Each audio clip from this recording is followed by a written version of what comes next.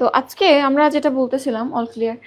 আজকে আমরা একেবারে বেসিক জিনিস, গ্রামারের বেসিক, খুবই basic, right form of verb আর সাথে টেন্স বা সিকোয়েন্স অফ টেন্স, যেটা ওইটা দেখবো, দুইটা টপিক। হ্যাঁ, এরপরে এই রিলেটেড আরেকটা ক্লাস আছে যেটা করলে তোমার এই একটা সেন্টেন্সের ভার্ব কেমন হয় সেটা সম্পর্কে তুমি একদম পুরোপুরি 100% একটা আইডিয়া পাবে। সেটা হচ্ছে সাবজেক্ট ভার্ব এগ্রিমেন্ট। তাহলে তিনটা টপিক ইন্টার রিলেটেড, একটা হচ্ছে টেন্স, একটা রাইট ফর্ম অফ ভার্ব, আর একটা হচ্ছে সাবজেক্ট ভার্ব এগ্রিমেন্ট।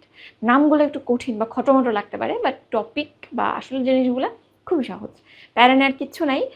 তো আজকে আমরা এই দুইটা টপিক পড়ি, এবং এই টপিকগুলোর ক্ষেত্রে যদি বলো যে আপু এই প্রশ্ন থেকে বা এই টপিক থেকে কীরকম প্রশ্ন আসে, প্রশ্ন যদি এখন দেখো, এখনকার কোশ্চেন খুবই বেসিক জায়গা থেকে আসে, ভোকাবুলারি একটু কম আসছে, এবং সেই ক্ষেত্রে গ্রামারের গুরুত্বটা বাড়ছে। এবং গ্রামারের ক্ষেত্রে বেসিক টপিক বা একদম বেসিক জায়গা থেকে অনেক সময় হয় যে ভেগ একটা গ্রামার আসছে, কোন টপিক থেকে আসছে বা কোন রুল থেকে আসছে, not that much clear. But এখনকার যে টপিকগুলা সবই খুবই ক্লিয়ার কাট গ্রামার থেকে আসছে। তুমি যদি প্রিভিয়াস ইয়ারের কোশ্চেনগুলো একটু দেখো, এর আগের বার তো মানে এই 25-এর আগে 24-এর বার শুধু গ্রামারই আসছে। তো সেই ক্ষেত্রে টপিকগুলো থেকে রিকারেন্টলি প্রশ্ন আসছে, আমাদের ভালো করে পড়তে হবে, ঠিক আছে? আর এই যে গ্রামারের টপিকগুলোর ক্ষেত্রে ভোকাবুলারি আমি তোমাদের শুরু করব। আজকে ক্লাস শুরু হলো, আমরা আগামীকাল থেকে 15 মিনিটস গেম চেঞ্জার শুরু করব, এবং কিভাবে পড়বা কি করবা আমি তোমাদের বলে দিব। তার আগ পর্যন্ত আপাতত একটু বলি, ভোকাবুলারির ক্ষেত্রে রেগুলার পড়তে হবে, এবং জাস্ট মুখস্থ করার যে টার্গেট এটা না নিয়ে তুমি রিডিং পড়তে থাকো, একটা সময় হয়ে যাবে। আর যদি গ্রামারের কথা বলো, গ্রামার আসলে বেসিক জিনিসটাই প্র্যাকটিসের উপর। প্র্যাকটিস বলতে তুমি, হ্যাঁ আমি 10টা রুল পড়েছি, ওকে আমি রুল জানি মানে যে আমি পারি, এটা কিন্তু না। এটা একদম ম্যাথের মতো, তুমি যতক্ষণ না ওইটা প্র্যাকটিক্যালি অ্যাপ্লাই করছো ততক্ষণ আসলে নলেজটা পারফেক্ট হয় না, পূর্ণ হয় না। তো সেই ক্ষেত্রে আমরা কি করব, আমরা আগে তো রুলগুলো পড়বো, পড়ার পর তুমি হয়তো 1 ঘন্টা ধরে রুল প্র্যাকটিস করলে, জাস্ট কম্পারিজনের জন্য বলছি, 5 ঘন্টা তুমি কোশ্চেন সলভ করবে, ঠিক আছে? 20-80% এরকম একটা পার্সেন্টেজে ভাগ করো, যে 20% আমি রুল পড়বো, 80% কোশ্চেন সলভ করবো। কোশ্চেন সলভ করার প্যাটার্নটা কীরকম হবে? কোশ্চেন সলভ করার ক্ষেত্রে অবশ্যই অবশ্যই তুমি একটা কোশ্চেন যখন সলভ করছো, তোমাকে জানতে হবে এই কোশ্চেনটা কিভাবে হচ্ছে। আর যখন তুমি রিজনটা জানবা, তখন ওই একটা রুল তোমার মাথায় কাজ করবে। সো এখানে দুইটা জিনিস হবে, যে একটা কোশ্চেন আসলে কী ধরনের কোশ্চেন আসে এটা জানলা, এবং তুমি যখন একটা কোশ্চেন নিয়ে অ্যানালাইসিস করছো, চিন্তা করছো, তখন কিন্তু ওই রুলটাও আমার রিভিশন হয়ে গেল, যেটাকে আমরা অ্যাক্টিভ রিকল বলি, পড়াশোনার সব থেকে supreme level. Active recall, actively যখন আমরা কিছু মনে করি এবং এটা দীর্ঘ সময় মনে থাকে, ঠিক আছে? এখন প্রশ্ন, পড়ার ক্ষেত্রে আমরা কোন বই ফলো করব? তো আমাদের একটা মেডওয়ার্কস তো আছেই, যারা প্রথম থেকে ভর্তি হয়েছিল অনেকের কাছে আছে, নতুন যে ভার্সনটা আসবে সেখানে আমরা বইটা আপডেট করছি, এবং বেসিক যে থিওরির জায়গাটা এটা মোটামুটি এনাফ আছে বইতে। আমরা বাড়াবো কোন পোর্শনটা? কোশ্চেনের পোর্শনটা বাড়াবো, ঠিক আছে? তাহলে তুমি চাইলে মেডওয়ার্কস পড়তে পারো, এর বাইরে তুমি চাইলে অ্যাপেক্স পড়তে পারো, তুমি চাইলে মাস্টার পড়তে পারো, তুমি চাইলে এর বাইরে কম্পিটিটিভ এক্সামও পড়তে পারো। 3টা বই আমি নর্মালি সাজেস্ট করি, অ্যাপেক্স, মাস্টার, কম্পিটিটিভ এক্সাম। কোন বইটা কাদের জন্য একটু বলি, হ্যাঁ ফার্স্ট ক্লাস কিছু স্টুডেন্টের জন্য, এই জন্য একটু টাইম নিচ্ছি। অ্যাপেক্স যে বইটা আছে, অ্যাপেক্স বইটার ক্ষেত্রে এইটা একেবারে বেসিক লেভেলের বই, মানে সব কিছু আছে, খুঁটিনাটি আছে, এবং খুবই বিস্তারিতভাবে আছে। তবে কিছু জায়গা আছে খুবই সুপ্রিম, মানে খুবই কঠিন স্তর, বা আমরা বলি না যে ইজি, তারপরে হচ্ছে মিডিয়াম, তারপর হার্ড, হার্ড লেভেলের পোর্শন এখানে বেশ ভালো সংখ্যকই আছে। তো এখানে যেহেতু ভ্যাস্ট জিনিস, একটু কঠিন আছে, স্ট্যান্ডার্ড আছে, এবং হায়ার লেভেলের স্টাডিজের জন্য, বিসিএস এর জন্য, পরবর্তী চাকরির জন্য বইটা ভালো। বাট তোমাদের লেভেলে কিছু ক্ষেত্রে কঠিন মনে হতে পারে, তাইলে এটা স্ট্যান্ডার্ড বই, তো একটু কঠিন লাগতে পারে।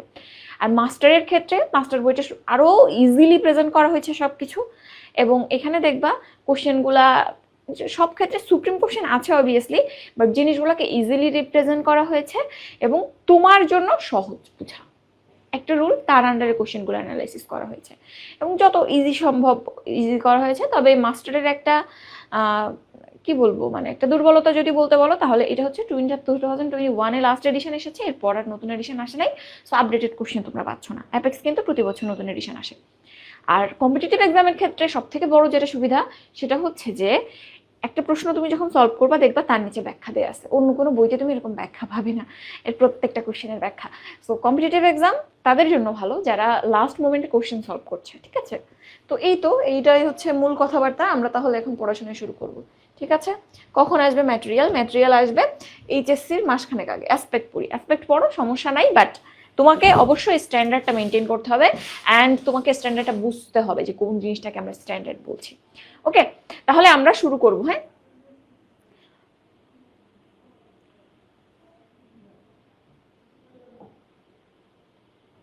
ওকে। তো রাইট ফর্ম ভার্বসের যদি একেবারে প্রথমকার দিকের রুল বলো, রাইট ফর্ম ভার্ব মানে কি আশা করি তোমাদের বুঝাইতে হবে না। রাইট ফর্ম অফ ভার্ব মানে ভার্বের সঠিক রূপ। রাইট ফর্ম, সঠিক ফর্ম বা রূপ কিসের? ভার্বের সঠিক রূপ কোনটা হবে সেটা আইডেন্টিফাই করতে হবে। এখানে না অনেক কিছুর উপর ভার্বের রূপ ডিপেন্ড করে, সেই জিনিসগুলোই পড়বো। প্রথমেই দেখো, খুব কমনলি ছোটবেলা থেকে আমরা পড়ে আসছি উইথ আ ভিউ টু, তারপরে হচ্ছে টু ইট।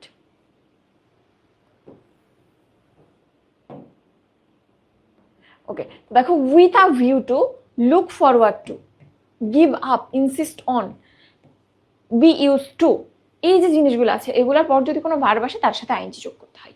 নর্মালি মনে রাখবা যদি কোনো প্রিপোজিশন আসে, প্রিপোজিশন এর পর সব সময় ভার্বের সাথে আইএনজি যোগ হয়। সব সময় ভার্বের সাথে কি হয়? আইএনজি যোগ করতে হয়। তাহলে এই যে জায়গাগুলো দেখছো, বি ইউজ টু, এটু কিন্তু এখানে ভার্ব। ইনসিস্ট অন, অন এখানে প্রিপোজিশন। আপ, এখানে up preposition. Look forward two, এই টু প্রিপোজিশন। এখন তুমি বলতে পারো আপু টু প্লাস ভার্ব, এরকম একটা ফর্ম তো আছে যে টুকে আমরা ইনফিনিটিভ টু বলি। এখন তাহলে একটু জানতে হবে টু কত রকম হয়। নর্মাল রুলটা কি? এখানে আমি একটা রুল বললাম, প্রিপোজিশনের পর ভার্বের সাথে আইএনজি চাই, এই একটা রুল তুমি মনে রাখতে পারো। আর একটা রুল আমরা নর্মালি যেটা করে থাকি, মুখস্থ করি, যে with a view to, look forward to, give up, insist on, be use to, এই জিনিসগুলোর পর গেট ইউজ টু আমরা ভার্বের সাথে আইএনজি দিই। ওকে, বাট বেসিক জিনিস কিন্তু এটা কেন হচ্ছে? কারণ প্রিপোজিশনের পর ভার্বের সাথে আইএনজি হয়। ওকে, এখন তাহলে এই যে টু নিয়ে একটু ঝামেলা লাগে, বিকজ টু দুই রকম হয়। টু কত রকম হয়? দুই রকম হয়। কি কি টু? একটা হচ্ছে প্রিপোজিশন হিসেবে টু,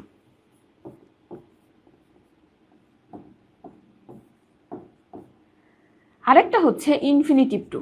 ইনফিনিটিভ মানে টু প্লাস ভার্ব। এই টু প্লাস ভার্বের সাথে যে টু থাকে সেটাই হচ্ছে ইনফিনিটিভ টু।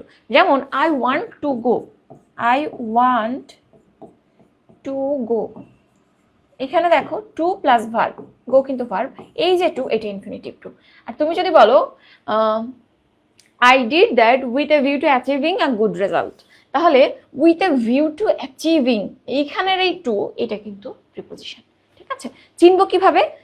এভাবে আসলে চেনাটা একটু টাফ। তুমি নর্মালি টু প্লাস ভার্ব দেখলে এরকম নর্মাল ভার্ব, এমনিতে এই রুলের ক্ষেত্রে ইনফিনিটিভের পর যে ভার্বটা হয় সেটা সবসময় নর্মাল প্রেজেন্ট ফর্মে হয়। এস বাই এস হবে না, আইএনজি হবে না, পাস্ট হবে না, নর্মাল প্রেজেন্ট ফর্মটা হয়। তো এই ক্ষেত্রে যদি ভার্বে টু এর পর নর্মাল প্রেজেন্ট ফর্ম দেখো ভার্বের, তাহলে সেটা ইনফিনিটিভ টু। যদি ভার্বের সাথে আইএনজি দেখো তাহলে সেই টুটা কি হবে? অবশ্যই প্রিপোজিশন হবে, টু প্রিপোজিশন। ওকে, আর যদি বলো যে আপু আমার তো এখানে ভার্বটা চুজ করতে হবে, তাইলে কিভাবে বুঝবো? সেই ক্ষেত্রে জাস্ট তুমি দুইটা ফ্রেজ একটু মনে রাখো, with a view to, look forward two. ঠিক আছে, অনেক কিছু বলে ফেলছি, এটা কাজে লাগবে কিন্তু এই রুলটা অনেক জায়গায় কাজে লাগবে, যে প্রিপোজিশনের পর ভার্বের সাথে আইএনজি হয়। ঠিক আছে, অনেক বড় একটা রুল তোমাদের বলে ফেলেছি। ওকে, এখন আসো একটা জিনিস একটু দেখো, আমরা আরেকটা কমন রুল খুব বেশি পাই, সেটা হচ্ছে দুইটা ভার্ব।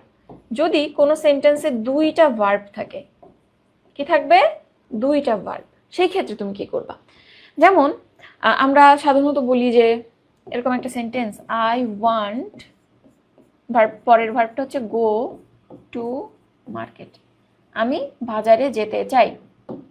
আর একটা হচ্ছে I saw the baby walk, আমি বাচ্চাটাকে হাঁটতে দেখলাম। দুইটা সেন্টেন্স, দুইটা ভার্ব।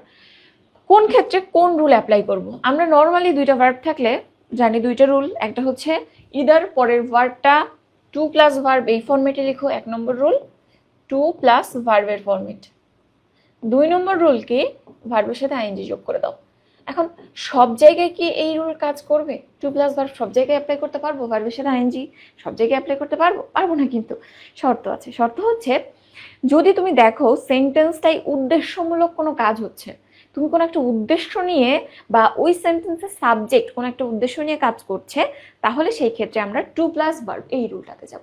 আর যদি দেখো যে কাজটা হচ্ছে সেন্টেন্সে, এটা উদ্দেশ্যমূলক কোনো কাজ না, জাস্ট হচ্ছে, তুমি দেখছো বা তুমি খাচ্ছ, এমনি এমনি এমনি এমনি হচ্ছে, সেই ক্ষেত্রে আমরা সেকেন্ড রুলে যাব। যেমন প্রথম সেন্টেন্সটাই দেখো, I want go to market, আমি বাজারে যেতে চাই। তাহলে তুমি বাজারে যেতে চাও, এটা কি এমনি এমনি না, নিশ্চয়ই কোনো উদ্দেশ্য নিয়ে বা কাজটা তুমি বাজারে যেতে চাও ইচ্ছাকৃতভাবে, তাই না? এখানে এমনি তো ওয়ান শব্দ দিয়ে ইচ্ছা বুঝাচ্ছেই বটে। তাহলে এই ক্ষেত্রে আমরা প্রথম রুলে যাব। হ্যাঁ, এখানে কিন্তু I want going to market বললে হবে না, এটা কি হবে, টু গো, অবশ্যই টু গো, এখানে আবার গোয়িং বললে হবে না, টু গো হবে। সেকেন্ডটার ক্ষেত্রে I saw the baby walking, একটা বাচ্চা হাঁটছিল, হুট করে তোমার চোখ পড়লো, তুমি দেখলা, এখানে কোনো উদ্দেশ্য নিয়ে তুমি তাকিয়েছো বাচ্চাটার উপর না, চোখ পড়লো দেখলা, এখানে কিন্তু কোনো উদ্দেশ্য নাই। সেকেন্ড ক্ষেত্রে আমরা ওয়াকিং দিব, I saw the baby walking. ঠিক আছে, তাহলে এই দুইটা রুল আমাদের জানতে হবে, ইনভ্যারিয়েবলি বিভিন্ন পরীক্ষাতে আসে। হ্যাঁ, জিএসটির পরীক্ষাতে প্রচুর এই টাইপের প্রশ্ন আসে, মেডিকেলে তো আসেই। অ্যান্ড জিএসটি একটা বিশাল ফিল্ড, তোমরা এখন বুঝতেছো না, সেকেন্ড টাইমাররা বুঝতেছে। ওকে, এরপর আসো, এখানে যে জিনিসগুলো আছে দেখো, কিছু স্পেসিফিক ভার্ব আছে। এখানে তো দুইটা রুল বললাম যে দুইটা ভার্ব থাকলে আমরা নর্মাল কিভাবে কি করি। কিছু ক্ষেত্রে উদ্দেশ্য বুঝাইলেও আমরা ভার্বের সাথে আইএনজি যোগ করতে বাধ্য, এরকম কিছু ভার্ব আছে। অনেকগুলো লেখা আছে স্পেশাল বা যেগুলো কমনলি আসে সেগুলো দেখো। প্রথমত এই ক্ষেত্রে ফিনিশ, কোনো কিছু শুরু করা, শেষ করা, তোমার মনে কিছু ভালো লাগা, খারাপ লাগা, এরকম কোন কিছু শেষ, শুরু, ভালো লাগা, খারাপ লাগা, অনুভূতি, এই জিনিসগুলো, এই ভার্বগুলা যদি পরবর্তীতে কোনো ভার্বের সাথে বসে তখন সেকেন্ড ভার্বে আইএনজি হয়। তাহলে দেখো ফিনিশ, শেষ করা, তারপর দেখো স্টার্ট, শুরু করা, তারপর দেখো মনের অনুভূতি, এনজয়, তুমি কোনো জিনিস উপভোগ করছো, এটা কিন্তু অনুভূতি। রিগ্রিট, আফসোস করছো, এটাও অনুভূতি। হেট, ঘৃণা করছো, অনুভূতি। প্রিফার, পছন্দ করছো, অনুভূতি। কনসিডার, বিবেচনা করছো, সবগুলো অনুভূতি। তাহলে এই যে ভার্বগুলো আছে, এই ভার্বগুলো শুরু, শেষ, মনের অনুভূতি, এই সমস্ত ভার্বের ক্ষেত্রে সেকেন্ড ভার্ব আসলে ভার্বের সাথে আইএনজি। ঠিক আছে, এক্সাম্পল দেখো, I enjoy listening to music, এখানে কখনোই তুমি টু লিসেন বলতে পারবে না, যদি উদ্দেশ্য নিয়ে হয়তো গান শোনো। I enjoy listening to music. Okay, rule, enjoy একটা ভার্ব, যার পর সেকেন্ড ভার্ব আসলে আমরা বাধ্যতার সাথে আইএনজি যোগ করতে। ওকে, এরপর আসো, ওয়াইলের ক্ষেত্রে দুইটা রুল আছে, আশা করি দুইটা জানো। ওয়াইলের প্রথম রুল, যদি ওয়াইলের পর পরে ডিরেক্ট ভার্ব থাকে, আরেকটা হচ্ছে ওয়াইলের পর একটা সাবজেক্ট থাকবে তারপর ভার্ব থাকবে। তো ওয়াইলের ডিরেক্ট পর যদি ভার্ব থাকে তাহলে ডিরেক্ট ভার্বের সাথে আইএনজি যোগ করে দাও, অন্য কিচ্ছু দরকার নেই। বাট যদি ওয়াইলের পর একটা সাবজেক্ট থাকে, যেমন ধরো ওয়াইল আই, ভার্বটা হচ্ছে ওয়াক, তার আমি কি বললাম, ওয়াইলের পর ভার্ব থাকলে আইএনজি যোগ করতে হয়। ওয়াইল আই ওয়াকিং, হয় এখানে সাবজেক্টের পর ডিরেক্ট ভার্বের সাথে আইএনজি হয় না, তাহলে এখানে অ্যামিজ আর ওয়াজ এর কিছু একটা বসবে। ঠিক আছে, এবং ওয়াইল যুক্ত সেন্টেন্স মোস্টলি দেখবা পাস্টে হয়, এই জন্য এখানে আমরা কি করব, অ্যামিজ আর ওয়াজ এর কোনটা দিব, আমার জন্য ওয়াজ দিব, বাট যদি অন্য কেউ থাকে ওয়ার দিব। তাহলে এখানটাতে আমরা নর্মালি পাস্ট কন্টিনিউয়াস করি যদি সাবজেক্ট থাকে, কারণ শুধু ভার্বের সাথে আইএনজি দেওয়া যাচ্ছে না। তাহলে রুল দুইটা কি কি বলো, যদি ডিরেক্ট ভার্ব থাকে ওয়াইলের পর ভার্বের সাথে আইএনজি, আর যদি ভার্বের আগে একটা সাবজেক্ট থাকে তাহলে পাস্ট কন্টিনিউয়াস। দেখো, while working in the garden I saw a snake, তাহলে এখানে ডিরেক্ট ওয়াইলের পরে ভার্ব। আর এখানে while he was working in the garden he saw a snake, তাহলে এখানে হি সাবজেক্ট আছে, এই জন্য পাস্ট কন্টিনিউয়াস হয়েছে, subject plus was plus working. ঠিক আছে, ওকে। এরপরে প্রিপোজিশনের পর ভার্বের সাথে আইএনজি যোগ করতে হয়। ওকে, এটা কেন হয় তুমি বলতে পারবা কেন হয়? পার্টস অফ স্পিচ অনেকে পড়েছো, অনেকে পড়ো নাই। তো পার্টস অফ স্পিচের ক্ষেত্রে একটা রুল আছে, প্রিপোজিশন নিয়ে দুইটা কথা জানতে হয়। প্রিপোজিশন, অ্যাপ্রোপ্রিয়েট প্রিপোজিশন, ওগুলো আলাদা জিনিস। পার্টস অফ স্পিচ থেকে প্রিপোজিশন সম্পর্কে দুইটা কথা জানবা। একটা হচ্ছে প্রিপোজিশন কোথায় বসে, প্রিপোজিশন। প্রিপোজিশনটা ভাঙলে, আমি একটু পার্টস অফ স্পিচের কথা বলছি, দুইটা কথাই, বেশি না। প্রিপোজিশন, তাইলে দেখো ওর অবস্থান কোথায়, পজিশন কোথায়, সেটা প্রিপোজিশন অর্থটার মধ্যেই আছে। প্রিপোজিশন কিসের আগে অবস্থান, নাউন বা প্রোনাউনের আগে। তাহলে তোমাকে প্রিপোজিশন সম্পর্কে প্রথমেই যেটা জানতে হবে সেটা হচ্ছে যে প্রিপোজিশন বসে কোথায়, preposition of noun and pronoun, অর্থাৎ প্রিপোজিশনের অবস্থান নাউন বা প্রোনাউনের প্রি বা পূর্বে। প্রি মানে তো আগে, তাই না, পোস্ট মানে পরে। তাহলে কোথায় অবস্থান করবে, অবশ্যই সে নাউন বা প্রোনাউনের আগে অবস্থান করবে। ঠিক আছে, তো একটা প্রিপোজিশনের পর তুমি ভার্ব দিতে পারবা না, তাহলে ভার্বকে নাউন করার বা প্রোনাউন করার ওয়ে কি, জেরান্ড বানিয়ে দাও, তার সাথে আইএনজি যোগ করে দাও। এজন্যই আমরা প্রিপোজিশনের পর কোনো ভার্ব আসলে তার সাথে আইএনজি করি, আইএনজি যোগ করলে নাউন হয়ে যায়। হ্যাঁ, এটা কিন্তু শর্ত, প্রশ্ন আসবে যে প্রিপোজিশন কার পূর্বে বসে, নাউন বা প্রোনাউনের পূর্বে বসে। ঠিক আছে, এই প্রশ্নটা ফ্রিকোয়েন্টলি পরীক্ষাতে আসে। এবং প্রিপোজিশন পূর্বে অবস্থান, এভাবে জাস্ট একটু মনে রাখো। এরপর আসো আমরা পরে যাই। আচ্ছা, এরপর এটা অলরেডি বলে ফেলেছি দুইটা ভার্বের কথা। এটা একটু দেখতে পারো, কিছু ফ্রেজ আছে যে ফ্রেজগুলোর পর আমরা সবসময় ভার্বের সাথে আইএনজি যোগ করি। এটাও তোমার স্টেটমেন্ট, স্টেটমেন্ট মানে এটা কোনো কাজের না, এটা তো সেরা, এটা অনেক ভালো, এটাও ভালো, এরকম তুমি অনুভূতি জানাচ্ছ। ইট ইজ নো গুড, এটা কোনো কাজের না, ফালতু জিনিস। ইট ইজ নো ইউজ, একদম ফাঁকিবাজি। ইট ইজ নাইস, এটা তো ভালো। তাহলে এই যে স্টেটমেন্টগুলো দিচ্ছ, স্টেটমেন্টগুলোর পর যদি কোনো ভার্ব আসে, ভার্বের সাথে আইএনজি হয়। যেমন দেখো, it is no use earning about it. ঠিক আছে, নো ইউজের পরে আর্নিং। ওকে, এরপর পরের পেজে যাই। আচ্ছা, এখন দেখো একটা সিম্পল সেন্টেন্স আমি তোমাকে দিলাম। সিম্পল সেন্টেন্স এটা কিভাবে চিনবো? সিম্পল সেন্টেন্সের শর্ত হচ্ছে যে একটা সাবজেক্ট থাকবে এবং একটা ফাইনাইট ভার্ব থাকবে। একটা সাবজেক্ট, একটা ফাইনাইট ভার্ব, দুইটা ফাইনাইট ভার্ব থাকবে না, কোনোভাবেই থাকবে না। এখন আমি তোমাকে একটা সেন্টেন্স দিলাম, go home, I will call you. বাসায় যে আমি তোমাকে কল দেবো। তো দেখো সাবজেক্ট কয়টা? একটা সাবজেক্ট, বাট গো আবার কল দুইটা ফাইনাইট ভার্ব দেখছি। এখন তাহলে কি করতে হবে? তো এই ক্ষেত্রে আমরা একটাকে নন ফাইনাইট করি। নন ফাইনাইট করার দুইটা ওয়ে আছে। নর্মালি একটা টু প্লাস ভার্ব করা যায়, যেটা লেস কমনলি ইউজ হয়। আর নর্মালি আমরা জেরেন্ড করে বা ভার্বের সাথে আইএনজি যোগ করে করতে পারি। এখানে আমরা ভার্বের সাথে একটা ভার্বের সাথে আইএনজি যোগ করেই এখানে একটা ফাইনাইট ভার্ব রাখবো আর একটা নন ফাইনাইট করে দিব। তাহলে এখন কোন ভার্বের সাথে তুমি আইএনজি যোগ করবা? দেখো নর্মাল আমরা একটা সেন্টেন্সের স্ট্রাকচার জানি, subject plus verb plus object. তাহলে যেখানে সাবজেক্ট আছে সেই ভার্বটাকে ফাইনাইট ভার্ব রাখবো। তাহলে এখানে সাবজেক্ট আছে না, এই ভার্বটা ফাইনাইট যেভাবে আছে সেভাবে রাখবা। জাস্ট যার সাথে সাবজেক্ট নাই, ও দুর্বল, উইক, সো তুমি ওর সাথে আইএনজি যোগ করে দিবা, ও নন ফাইনাইট হয়ে যাবে। ঠিক আছে, তাহলে এখানে কনসেপ্ট কি? সিম্পল সেন্টেন্স দিয়েছে, একটা সাবজেক্ট, তাহলে একটাই ফাইনাইট ভার্ব হবে, একাধিক হবে না। এই জন্য আমরা যার সাথে সাবজেক্ট আছে সেটাকে রেখে দেবো ফাইনাইট রূপে, যার সাথে নাই সে দুর্বল, সেটাকে নন ফাইনাইট করে দেবো। ঠিক আছে, এক্সাম্পল দেখো এখানে কি হবে, going home I will call you. ঠিক আছে, ওকে ওকে। এরপর আসো আমরা আরেকটা জিনিস শিখবো এখানটাতে। এই কিছু ভার্ব এখানে আছে, দেখো সবই তোমার পঞ্চ ইন্দ্রিয়ের অনুভূতি রিলেটেড। যেমন পঞ্চ ইন্দ্রিয়ের মধ্যে কি কি আছে? কান আছে, কান দিয়ে আমরা শুনি, চোখ দিয়ে দেখি, দেখো হিয়ার আছে, সি আছে মনের অনুভূতি, ফিল, স্মেল, নাক দিয়ে গন্ধ নেই, চোখ দিয়ে দেখি, ওয়াচ। তাহলে এই যে ভার্বগুলা আমাদের ফিলিংস রিলেটেড বা পঞ্চ ইন্দ্রিয়ের অনুভূতি রিলেটেড যে ভার্বগুলা, এরপর যদি দ্বিতীয় ভার্ব আসে তাহলে দুইটা রুল আছে, একটু ব্যতিক্রম। দুইটা রুল আছে। একটা, তুমি ডিরেক্ট ওই ভার্বটা যেভাবে আছে সেভাবে রাখতে পারো, নো প্রবলেম, কারণ এই ভার্বগুলো একটু অন্যরকম পাওয়ারফুল, অন্যরকম পাওয়ারফুল, সো তুমি পরবর্তী ভার্বটা যেভাবে আছে সেভাবে রাখতে পারো। আরেকটা ওয়ে হচ্ছে তুমি ভার্বের সাথে আইএনজি যোগ করে দিতে পারো আগের নিয়ম অনুযায়ী। যেমন ওই যে বলতেছিলাম I saw the baby walking, ওখানে চাইলে ওই স ভার্বের জন্য তুমি ওই ওয়াকটা ওয়াকি রাখতে পারো, বা I saw the baby crying, ওখানে ক্রাইও লেখা যাবে। কেন? কারণ ভার্বগুলো পাওয়ারফুল এই ক্ষেত্রে। তাহলে দুইটা রুল। বা তুমি নর্মালি চিন্তা করো যে দুইটা ভার্ব আছে, আমি বাচ্চাটাকে কাঁদতে দেখলাম, উদ্দেশ্য নাই, তাহলে ভার্বের সাথে আইএনজি, ওকে, কোনো সমস্যা নেই, ভার্বের সাথে আইএনজি একটা রুলের মধ্যে আছে, এদের সাথে তুমি চাইলে ভার্বের সাথে আইএনজি করতে পারবা। বাট ভার্বগুলো পাওয়ারফুল, সো তোমার হাতে এখতিয়ার আছে, তুমি চাইলে সেকেন্ড ভার্বটা যেভাবে আছে সেভাবে রাখতে পারো। তো এখানে I saw the baby Cry, I saw the baby walk, এটাও কিন্তু হবে। ঠিক আছে, ক্লিয়ার হয়েছে? আশা করি ক্লিয়ার হয়েছে যে দুইটা রুল কাজে দেবে। বাট পরীক্ষাতে প্রশ্ন আসবে যেখানে দুইটা অপশনই পাবা, সেক্ষেত্রে কি করবা? সো মনে রাখবা, অবশ্যই এরকম ক্ষেত্রে অবশ্যই অবশ্যই অবশ্যই ফার্স্ট যে রুলটা, পাওয়ারফুল ভার্বের যে রুলটা, এইটা বেশি ইফেক্টিভ। ঠিক আছে, অর্থাৎ যদি দুইটা অপশন থাকে অবশ্যই you have to choose the first one. ঠিক আছে, এখন কি ওয়েবসাইটে ক্লাস হচ্ছে? দাঁড়াও একটু চেক করি।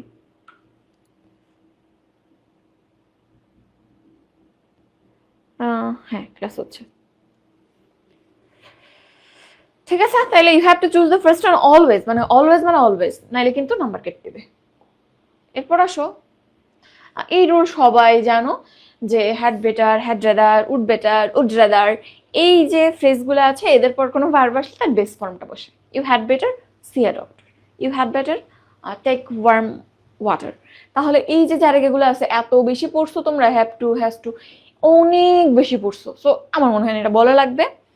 ওকে, এরপর এটাও বলে ফেলেছি, এরপরে বেস ফর্ম বসে।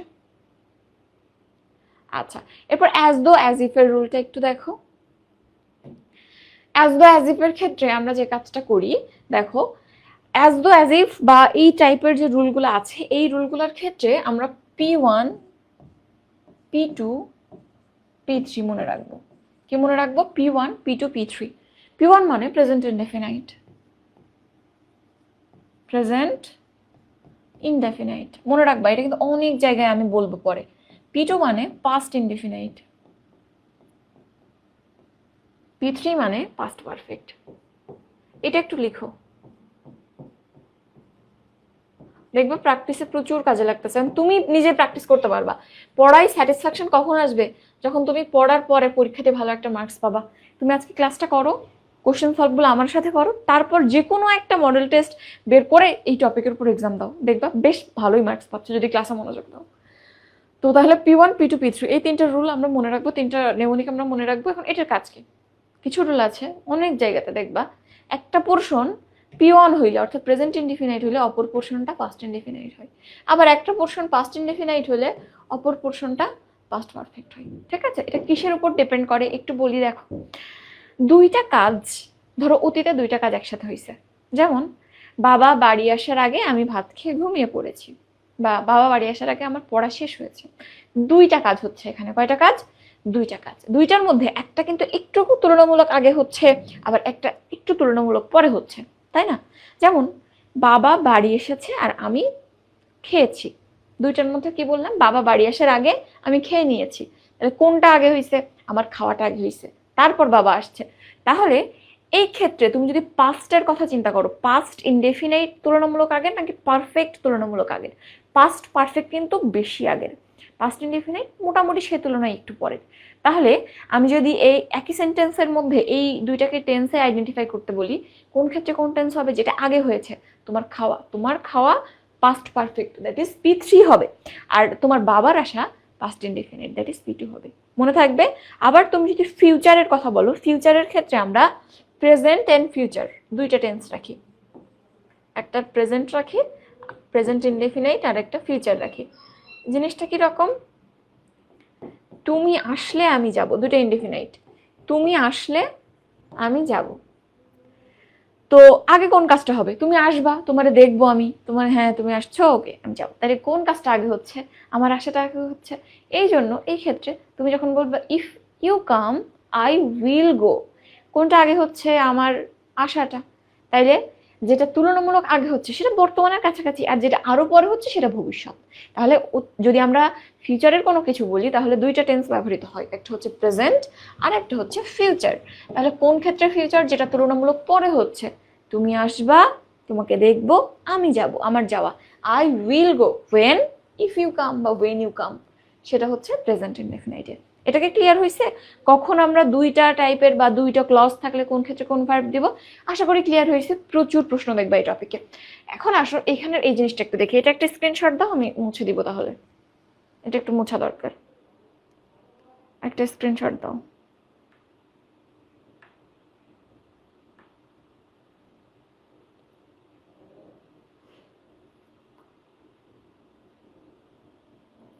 ব্রাইটনেসটা একটু কম করে দিন। হ্যাঁ এখন তো ঠিক আছে না? ব্রাইটনেস তো কম আছে। আচ্ছা, তাহলে এখানে দেখো, এখানের যে রুলটা আছে অ্যাজ দো অ্যাজ ইফ, এই সমস্ত ক্ষেত্রে আমরা একটা পোর্শন দেখবো ম্যাক্সিমাম ক্ষেত্রে পাস্ট ইনডেফিনাইট হয়, এবং আরেকটা পোর্শন ওই যে P1 P2 P3 বলেছিলাম, একটা past indefinite that is P2, তাহলে পরেরটা কি হবে? P3। কখনো P1 থেকে P3 তে যাবে না, P3 থেকে P1 এ আসবে না, P1 P2 হবে, P2 P3 হবে, কাছাকাছি। হ্যাঁ, 1 এর সাথে 2, 2 এর সাথে 3। তাহলে এখানে একটা পাস্ট ইনডেফিনাইট হয়, পরেরটা অবশ্যই past perfect, that is P3 করতে হবে তোমাকে। ঠিক আছে, এই ক্ষেত্রে দেখো অ্যাজ দো অ্যাজ ইফ এর একটা রুল আছে। অ্যাজ দো অ্যাজ ইফ মানে ভান করে এমন, আসলে জিনিসটা তা না, কিন্তু ভান করে বা ভনিতা করে যে জিনিসটা এরকম, তাহলে এটা একেবারে অলিক কথা, মিথ্যা কথা, কাল্পনিক কথা। তো এই জন্য আমরা অ্যাজ দ্য অ্যাডজেক্টিভ যুক্ত সেন্টেন্সে কখনো ওয়াজ ব্যবহার করি না। আমার কল্পনার জগতে আমার ইচ্ছে হয়েছে, আমি অলওয়েজ ওয়্যার ব্যবহার করব। সো গল্পে গরু গাছে ওঠে, এটাও কল্পনার জগৎ, এখানে গরুকে সবসময় ওয়্যার বানাই দিবা, ঠিক আছে? তো এটাও একটু মাথায় রাখবা। ওকে, এখন সিন্সের যে সেন্টেন্সটা, এইটা তুমি দেখো, আমি যে কনসেপ্টটা বলেছি সেটা দেখো। 10 years have passed since he settled in London। তাইলে 10 বছর পার হয়ে গেছিল যখন সে লন্ডনে সেটেল হয়েছে। তাইলে আগে সে সেটেল হয়েছে, তারপর আস্তে আস্তে সময়টা পার হয়েছে। এই জন্য দেখো হি সেটেলড ইন লন্ডন, এটা পাস্টে হয়েছে, আর তুলনামূলক তার যে পরের ঘটনা সেটা প্রেজেন্টে হয়েছে। 10 years have passed, present perfect যদিও, বাট প্রেজেন্টের কাছাকাছি তো, ঠিক আছে? একটা P2 একটা P1, ঠিক আছে? পাস্ট মানে P2 মনে আছে তো, আর এটা P1 হয়েছে। এবং এখানে কাজের তুলনা কিভাবে করেছি আমরা, কোনটা আগে হচ্ছে কোনটা পরে, ঠিক আছে? ওকে, এটা কোশ্চেন প্র্যাকটিসের সময় তোমাকে একদম ডিটেলসে বলে দিব। আর এমনি তো এই রুল তোমরা প্রচুর পড়ছো। এরপর ইট ইজ টাইমের রুল সবাই জানো, ইট ইজ টাইম এরপর যদি সাবজেক্ট থাকে তাহলে আমরা ভার্বের পাস্ট ফর্ম করি, মোস্ট কমনলি যেটা দেখি। ইট ইজ টাইম সাবজেক্ট, এখানে V2, it is time we started our work. But যদি ইট ইজ টাইমের পর সাবজেক্ট না থাকে, ডিরেক্ট ভার্ব থাকে, সেক্ষেত্রে আমরা ইনফিনিটিভ করি। তাইলে নর্মালি আমরা জানি সাবজেক্ট থাকলে V2 করি, যদি সাবজেক্ট না থাকে ডিরেক্ট ভার্ব থাকে, দেখো ইনফিনিটিভ, ইট ইজ টাইম এরপর ডিরেক্ট ভার্ব থাকলে infinitive, it is time to start our work. Infinitive মানে তোমরা জানো টু প্লাস ভার্ব, ঠিক আছে?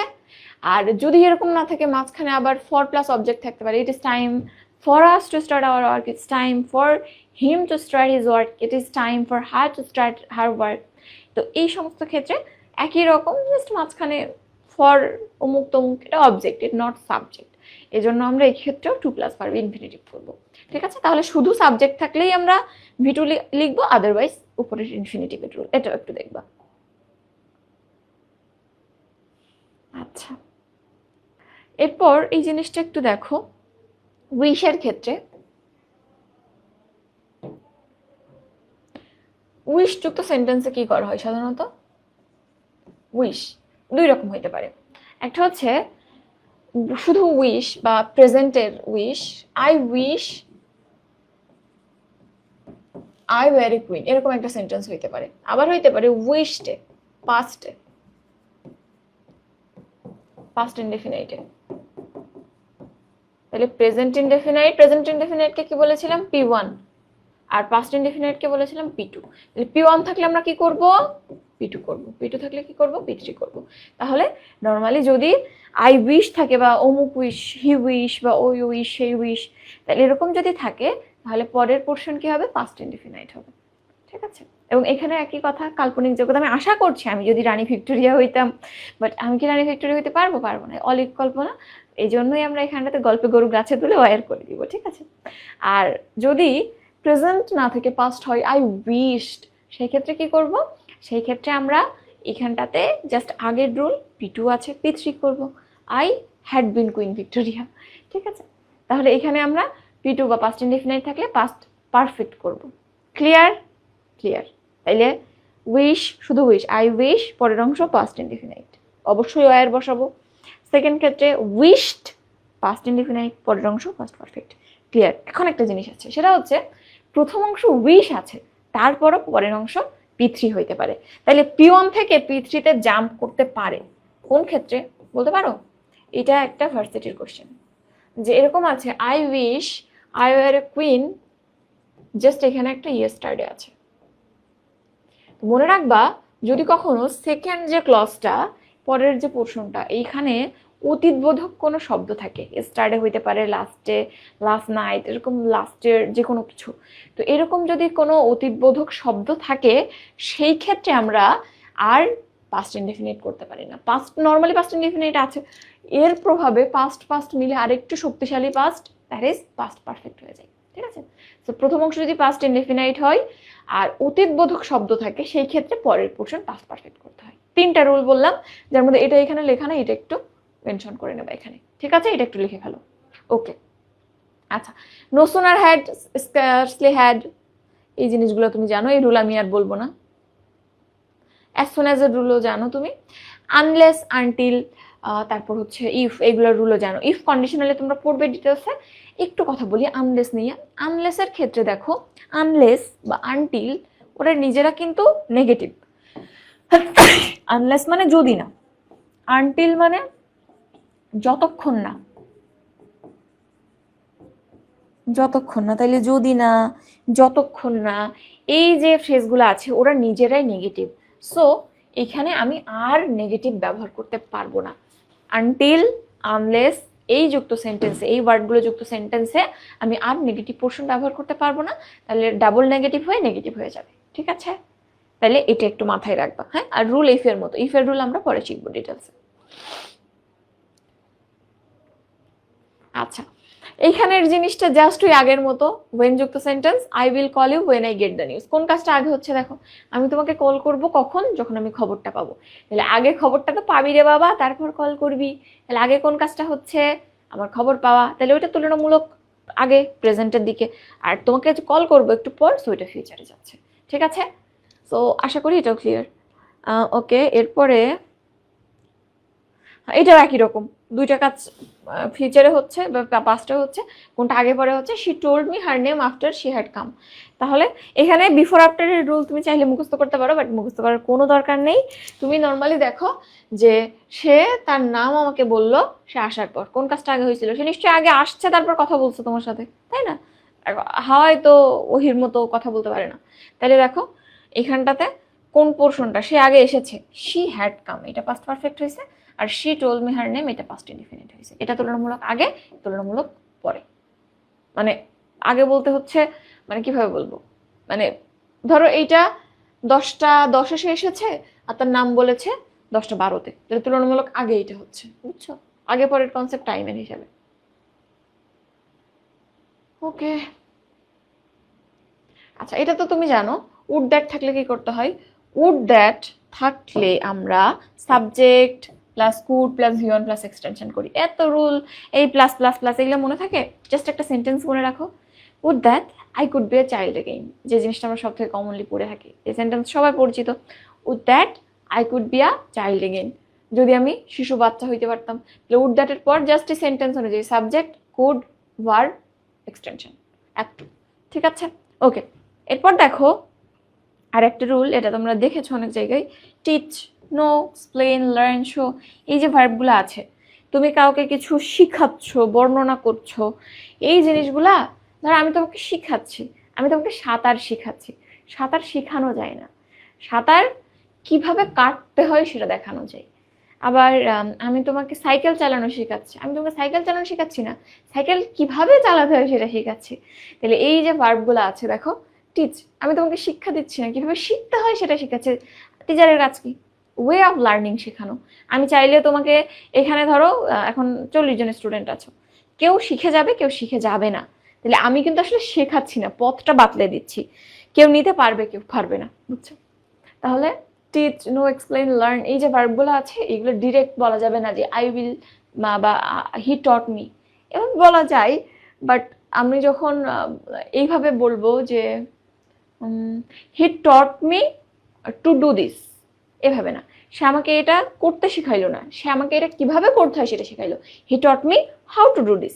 তারপরে হচ্ছে আই নো, আমি জানি রান্না, আমি রান্না করতে পারি বা রান্না করা জানি, তাহলে আই নো কুক বা আই নো কুকিং বললে হবে না, I know how to cook, আমি প্রসেসটা জানি। ঠিক আছে, তাহলে এই সমস্ত ভার্বের ক্ষেত্রে দেখো, I know how to do it, I know how to explain the topic, I know how to swim, I know how to ride a car, I know how to ride a bicycle। ঠিক আছে, তাহলে এই জিনিসগুলা just যেগুলো procedural কাজ, সেগুলোর ক্ষেত্রে how to ব্যবহৃত হবে। হ্যাঁ, এগুলা কারেকশনের মধ্যে আসে।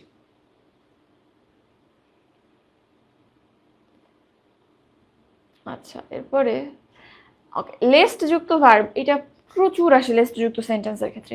লেস্ট মানে নতুবা বা না হলে, এইটা যদি না হয় তাহলে পরের কাজটা হয়ে যাবে, বা এটা যদি হয় তাহলে পরের কাজটা হবে না, এরকম।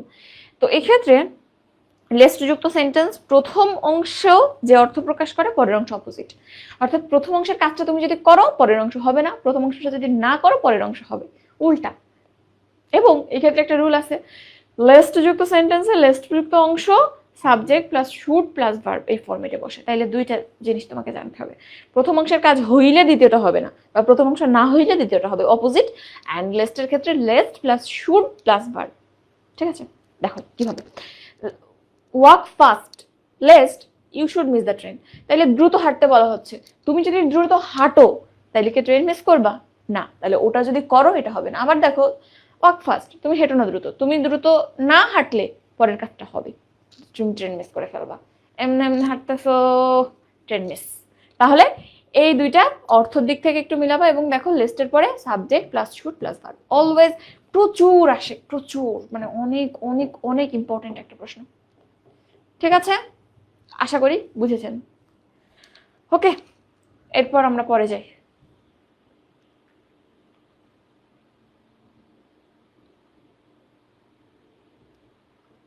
আচ্ছা, ইউজ টু রুল তোমরা জানো?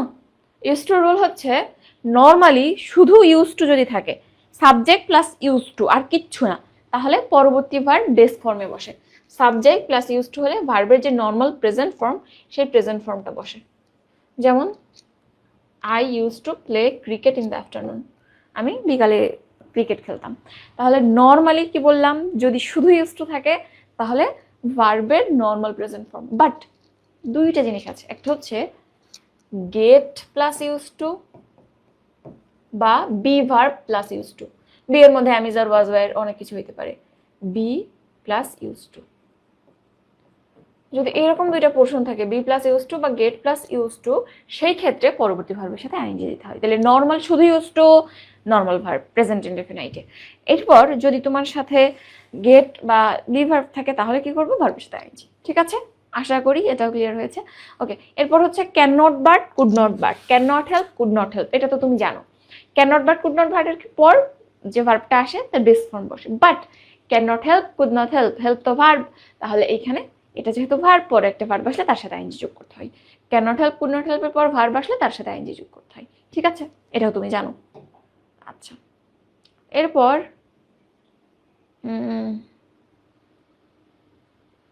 আচ্ছা, এইটা মেডিকেলে আসছে, দেখো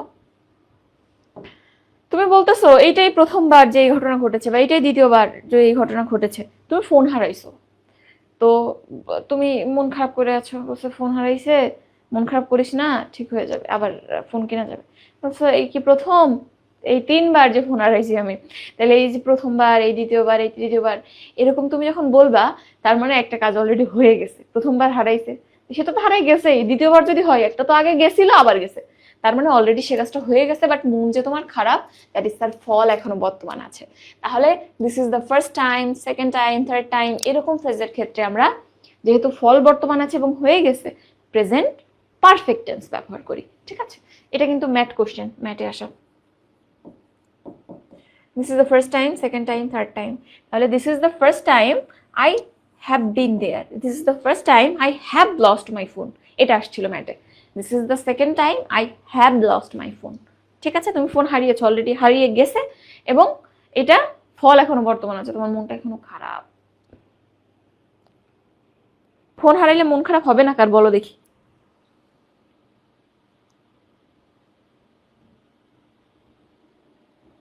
আচ্ছা,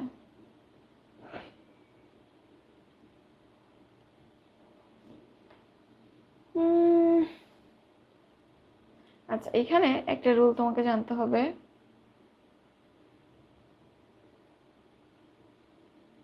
ওকে, আচ্ছা, এই যে ফাইলটা আছে এর 35 রুল পর্যন্ত পড়লেই তোমার হবে।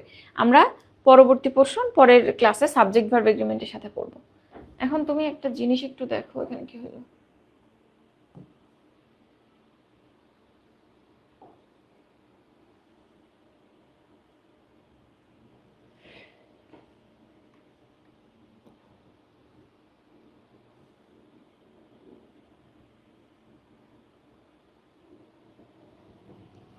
এখানে আচ্ছা, এখানে একটা জিনিস একটু দেখো, প্যাসিভ এন্ড অ্যাক্টিভ আমরা কখন কিভাবে ঠিক করব বা কিভাবে নির্ধারণ করব, এই জিনিসটা যদি একটু খেয়াল করো তাহলে দেখবা।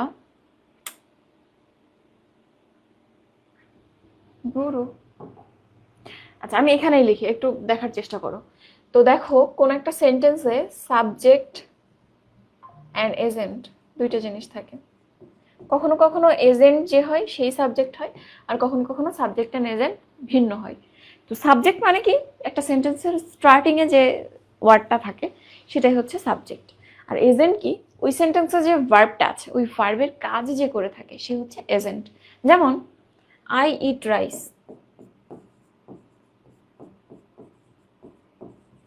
আই ইট রাইস, এই আইটা কি, আইটা সাবজেক্ট, তাহলে এখানে সাবজেক্ট হচ্ছে আই।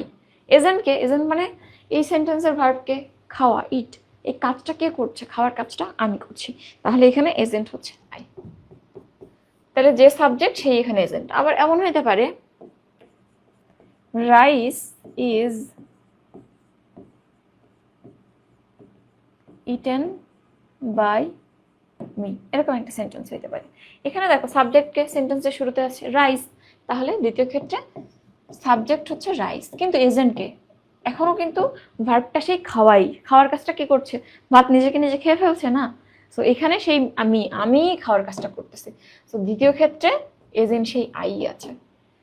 তাইলে দেখো এই দুইটা স্ট্রাকচার, প্রথম ক্ষেত্রে যে সাবজেক্ট সেই এজেন্ট, এই যে এটা, আর দ্বিতীয় ক্ষেত্রে যে এজেন্ট সে সাবজেক্ট না, এজেন্ট সাবজেক্ট আলাদা। মনে রাখবা এজেন্ট অ্যান্ড সাবজেক্ট যদি একই হয় তাহলে সেটাকে অ্যাক্টিভ ভয়েসে রাখতে হয়, আর যদি এজেন্ট অ্যান্ড সাবজেক্ট ডিফারেন্ট হয় তাহলে সেটাকে প্যাসিভে রাখতে হয়।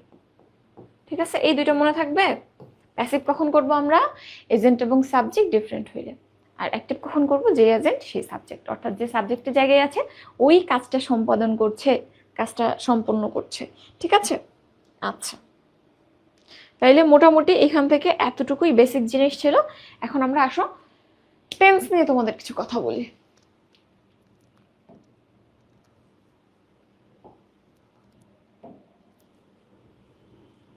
ওকে, টেন্সের ক্ষেত্রে আমি জাস্ট একটু বেসিক জিনিস বলে যাব, not that much important or unnecessary বলতে পারো অনেকে, কাজ তোমরা জানো এগুলা। তো দেখো টেন্স নর্মালি কত প্রকার, আমি একটু বলে যাই মুখে, তোমরা একটু শোনো যে কোন জায়গা থেকে প্রশ্ন আসে। টেন্স থেকে প্রশ্ন নর্মালি যেরকম হয়, তোমাকে একটা সেন্টেন্স দিয়ে দিবে, এইটা কোন টেন্সে হবে সেটা তোমাকে ডিটারমাইন করতে হতে পারে। আবার ওই যে দুইটা ক্লজ আছে, দুইটা ক্লজের মধ্যে কোনটা কোন টেন্সে হবে, আগে হইলে কি হবে পরে হইলে কি হবে, ওইটার টাইপ হইতে পারে। আবার অনেক সময় কিছু ব্যতিক্রম আছে না, যেমন চিরন্তন সত্য, অতীতে একজন বলে গেছে সূর্য চাঁদের পূর্ব দিকে ঘোরয়, বা এরকম কিছু একটা মিথ্যা কথা হইতে পারে, সত্যি কথা হইতে পারে। যদি সত্যি হয় অতীতের কোনো কথা, যেমন সূর্য পূর্ব দিকে ওঠে, এটা অতীতে একজন বলে গেছে বাট স্টিল ট্রু, তাহলে সেক্ষেত্রে প্রেজেন্ট টেন্স হয়।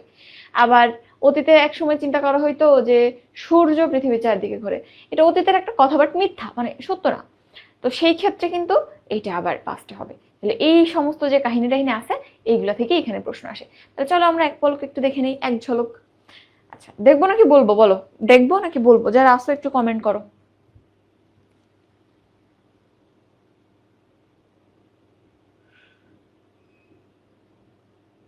তোমাদের দেখাবো নাকি মুখে একটু বলে দিব, জাস্ট যতটুক লাগে, বা একদম সুপারফিশিয়াল জিনিসগুলা।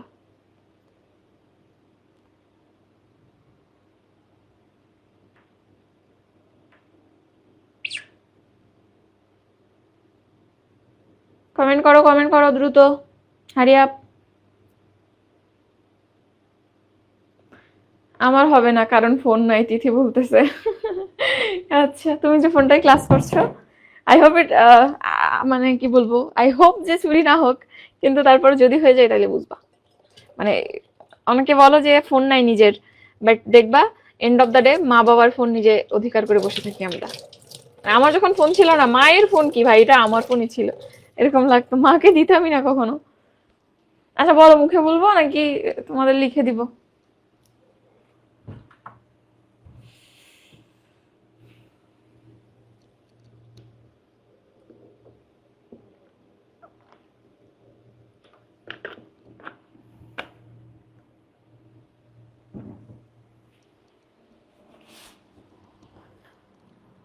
আচ্ছা দেখে দেখে বলেন, মুখে বলেন, দুইটাই? আচ্ছা আচ্ছা, ল্যাপটপে ক্লাস করতেছে, তাইলে আমি যাবো ল্যাপটপটা চুরি করে আনবো। ওকে, তো তোমরা বলতেছো যে দেখাইতে, এখানে যদি খুব বেশি লেখা নাই আসলে আমরা একটু চেনার উপায় দেখি। আচ্ছা, এখানে লেখা আছে দেখো। তো প্রথমেই আসে প্রেজেন্ট ইনডেফিনাইট। প্রেজেন্ট ইনডেফিনাইট আমরা কখন চিনবো? প্রেজেন্ট ইনডেফিনাইটের ক্ষেত্রে চারটা কথা আছে। একটা হচ্ছে বর্তমানে কোনো কাজ সাধারণত ঘটে। আমি একটু ছোট ছোট করে লিখতেছি, হ্যাঁ, বেশি বড় করে লেখা যাবে না এখানে। দেখি একটু বড় হয় নাকি। বড় কেন হইতেছে না?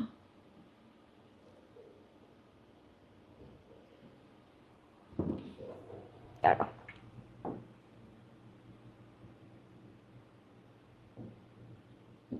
একটু বড় হয়েছে। তো যেটা বলতেছিলাম যে কয়েকটা কথা, যেমন হচ্ছে প্রেজেন্ট ইনডেফিনাইটে বর্তমানে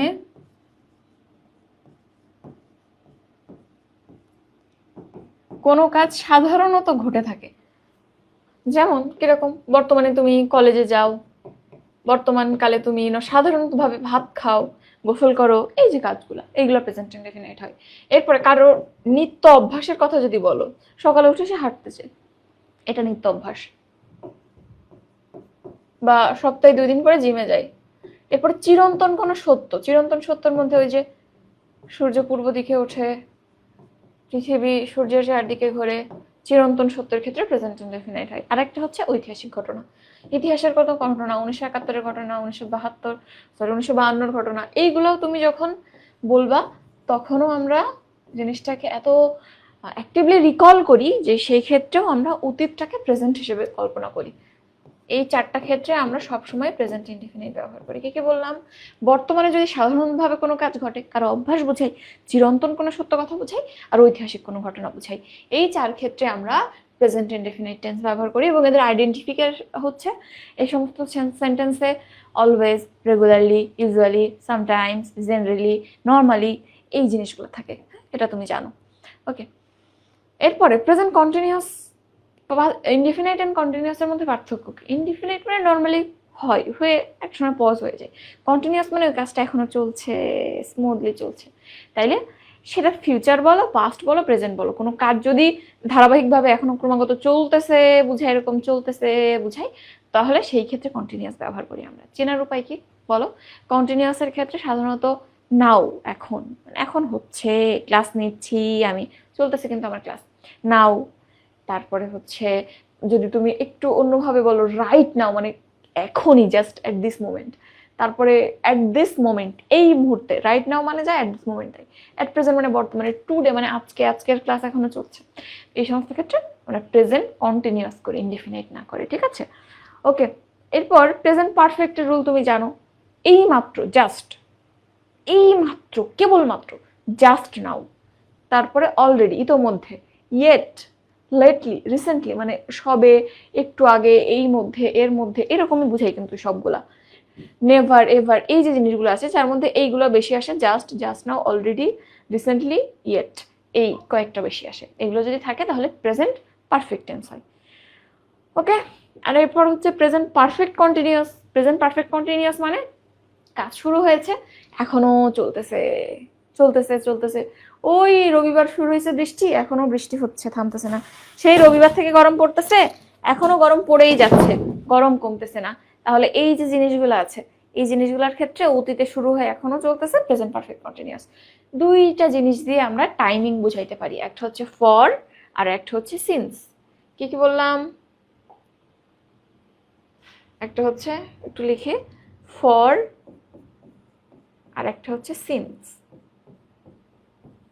যদি শুধু শুরুর সময়টা বুঝাই, কখন শুরু হয়েছে সেটা বুঝাচ্ছে, বাট কতক্ষণ বুঝতে পারছো না, just initiating time, point of time, পয়েন্টটা বুঝতে পারছো, সেক্ষেত্রে আমরা সিন্স ব্যবহার করি। যেমন it has been raining since Sunday, শুরু হয়েছিল কবে? সানডে।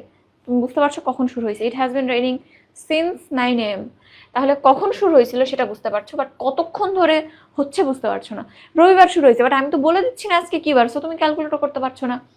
শুধু শুরুর সময় থাকলে আমরা সিন্স ব্যবহার করি, আর ফর যখন ব্যবহার করি তখন কতক্ষণ হচ্ছে, পিরিয়ড, পিরিয়ডটা বোঝা যায়। হ্যাঁ, পিরিয়ড অফ টাইমের ক্ষেত্রে এটা কিন্তু এমসিকিউতে আসে, ফর ব্যবহৃত হয়, অ্যান্ড শুরু বা স্টার্টিং বা পয়েন্টিং অফ টাইমের ক্ষেত্রে সিন্স ব্যবহৃত হয়। এই ক্ষেত্রে আমরা বলতে পারি it has been raining for 2 hours, it has been raining for 5 days বা ফর 5 minutes, ঠিক আছে? তাহলে এটা প্রেজেন্ট পারফেক্ট কন্টিনিউয়াসের খুব ইম্পর্টেন্ট একটা রুল, যেটা হর হামেশা আমাদের কাজে লাগে। ঠিক আছে, ওকে। এরপর আমরা পরের পেজে যাই। আর এখানে আসলে খুব বেশি তাই, পাস্ট ইনডেফিনাইট তুমি চেনো, অতীতের কোনো দিনের কথা উল্লেখ থাকে, যেমন অতীতের দিন, অতীতের মাস, অতীতের বছর, yesterday, last day, last night, last year, last week, last month, এরকম জিনিসগুলো, ঠিক আছে? দেখো সবগুলো আছে এখানে। বা গত পরশু, দ্য ডে বিফোর ইয়েস্টারডে, এই যে ফ্রেজগুলা বা এই যে ওয়ার্ডগুলো আছে, এরা থাকলে পাস্ট ইনডিফিনাইট হয়, ঠিক আছে? আচ্ছা, পাস্ট কন্টিনিউয়াস জাস্ট একই রকম কনসেপ্ট, অতীতের কাজ বাট চলছিল বুঝাই, ঠিক আছে? এখানে identifier not that much important. আর ফিউচারের ক্ষেত্রে আগামীর কথা বোঝায়, যেমন tomorrow, next day, next week, next month, next morning, যে কোনো নেক্সট। ওকে, তাহলে এই টেন্স এই পর্যন্ত ছিল। এখন চলো আমরা প্র্যাকটিস করে আসি। প্র্যাকটিস কইরে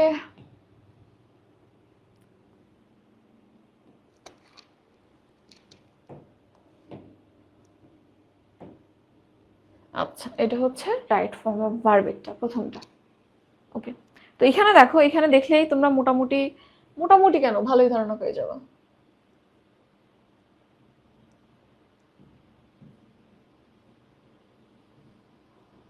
আচ্ছা, এই জিনিস চাই না কেন?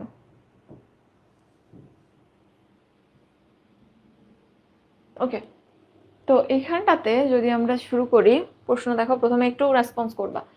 Teacher said the earth dash round the sun. দেখো 36তম বিসিএস আসছে, ভাবছো হয়তো এত ইজি কোশ্চেন আপু পড়াচ্ছে, বিসিএস কোশ্চেন বাবা, বিসিএস কে এত হেলো খেলো করে হেলাফেলা করে দেখো না, বিসিএস কোশ্চেন এটা। তো দেখো এই যে প্রশ্নটা তুমি এখানে দেখতেছো, স্ক্রল করা যায় না, দাঁড়াও একটু দাঁড়াও।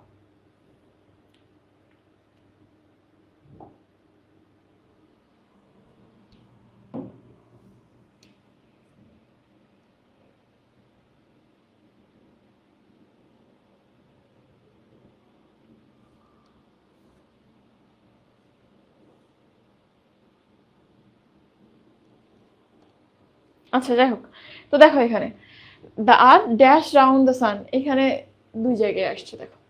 তো এই ক্ষেত্রে আমরা কি বলতেছি বলো? তোমাকে বলেছিলাম চিরন্তন সত্য এরকম যদি কোনো কথা বুঝাই, তাহলে অবশ্যই সেখানে প্রেজেন্ট ইনডেফিনাইট হবে। তাহলে এখানে কি হবে? মুভস হবে, মুভড হবে, হ্যাজ মুভড হবে, নাকি উইল বি মুভিং হবে? অবশ্যই মুভস হবে। এবং কেন এস হইলো আমরা জানি, থার্ড পার্সন, এটা সাবজেক্ট ভার্ব এগ্রিমেন্টে পড়বো, থার্ড পার্সন সিঙ্গুলার নাম্বারের পর সবসময় যদি প্রেজেন্ট ইনডেফিনাইটে ব্যবহার করো, ভার্বের সাথে এস বাই এস যোগ করতে হয়। তাহলে প্রেজেন্ট ইনডেফিনাইট কেন? চিরন্তন সত্য বলে। কেন ভার্বের সাথে S by S? Third person singular বলে, ঠিক আছে? সো এখানে কি হবে? মুভস হবে, উত্তর মুভস। ওকে, আচ্ছা, এ বলতেছো সবাই। ওকে, কে কে আছো আমি একটু দেখি তো, অ্যাক্টিভ কে কে আছো? সাবিহা ইসলাম আছে, মাশরাফি আছে, ফাতেমা খাতুন আছে, হৃদয় হাসান আছে, মাশরুবা সিদ্দিকা আছে, এরপর সাদিক রহমান আছে, শাম্মী আক্তার আছে, জেনিফা আছে, জান্নাতুল খুশবু আছে, সুমাইয়া স্নিগ্ধা আছে, খাদিজা আক্তার মিম আছে, নুসরাত জাহান মিম আছে, তানজিনা ইসলাম উষা আছে, তারপরে জাকিউল জিয়ন আছে। ওকে, আমি একটু দেখি ইউটিউবে কারা আছে। ইউটিউবে 9 জন আছো, আমরিন, ফারিয়া আছো, জাকিরুল জিয়ন এখানেও আছো, সুমাই আহমেদ সারা আছো, আসমাউল হুসনা আছো, জসিম আছো, আর নাহিদা সুলতানা, সুমাইয়া, আচ্ছা, জান্নাতুন নিসা, অনেকেই আছো। ঠিক আছে, থ্যাংক ইউ যারা এতক্ষণ আছো। রোজার মধ্যে কষ্ট হয়ে যাচ্ছে বুঝতে পারছি, তারপরও পড়াশোনা আসলে কিছু স্টেজে আসলে মিস করার সুযোগ নেই। গেল, এরপর পরের কোশ্চেনে যাই আমরা। পরের কোশ্চেন কি বলে দেখো, পরের কোশ্চেনে বলতেছে we often dash a victim of circumstance. এটাও কিন্তু একটা চিরন্তন সত্য কথা, যে আমরা প্রায়ই সিচুয়েশনের শিকার হই বা পরিস্থিতির শিকার হই। এটা খুব কমন একটা কথা, আমি দোষ করি নাই, বাট পরিস্থিতির শিকার এরকম হয়ে থাকে। তাহলে এটাও কিন্তু চিরন্তন সত্য। কই কই আসছে দেখো, ডিইউতে আসছে, ন্যাশনাল ইউনিভার্সিটিতে আসছে, গণমাধ্যম ইনস্টিটিউটের পরিচালকে আসছে, আর্ট ব্যাংক অফিসারে আসছে। তাহলে বলো কত ইম্পর্টেন্ট একটা জিনিস। তাহলে we often dash a victim of circumstance, বুঝতে পারছি এটা একটা চিরন্তন সত্য কথা, প্রেজেন্ট ইনডেফিনাইট হবে। এটা কি থার্ড পারসন সিঙ্গুলার? না, উই। এরপরে তাইলে কিন্তু এস বাই এস দেওয়া যাবে না। ফলেন না, ফেল্ড না, ডিড ফল না, ফল। তো এখানে দেখো ফল মানে পতিত হওয়া, ফল এটা প্রেজেন্ট, পাস্ট হচ্ছে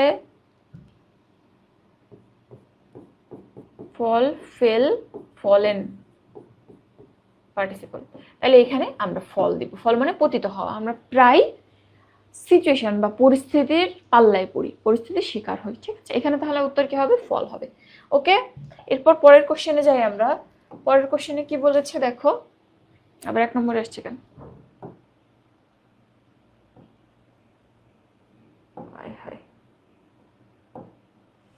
আচ্ছা পরের কোশ্চেনে দেখো, John dash tennis once or twice a week.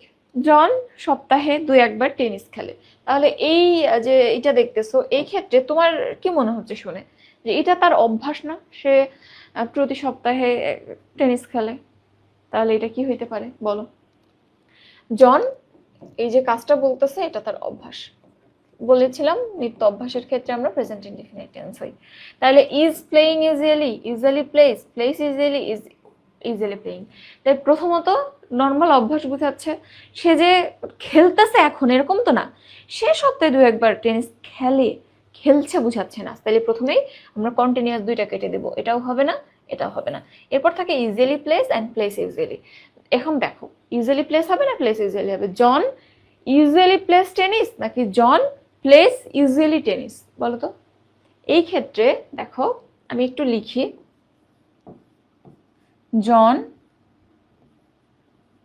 Usually place tennis R John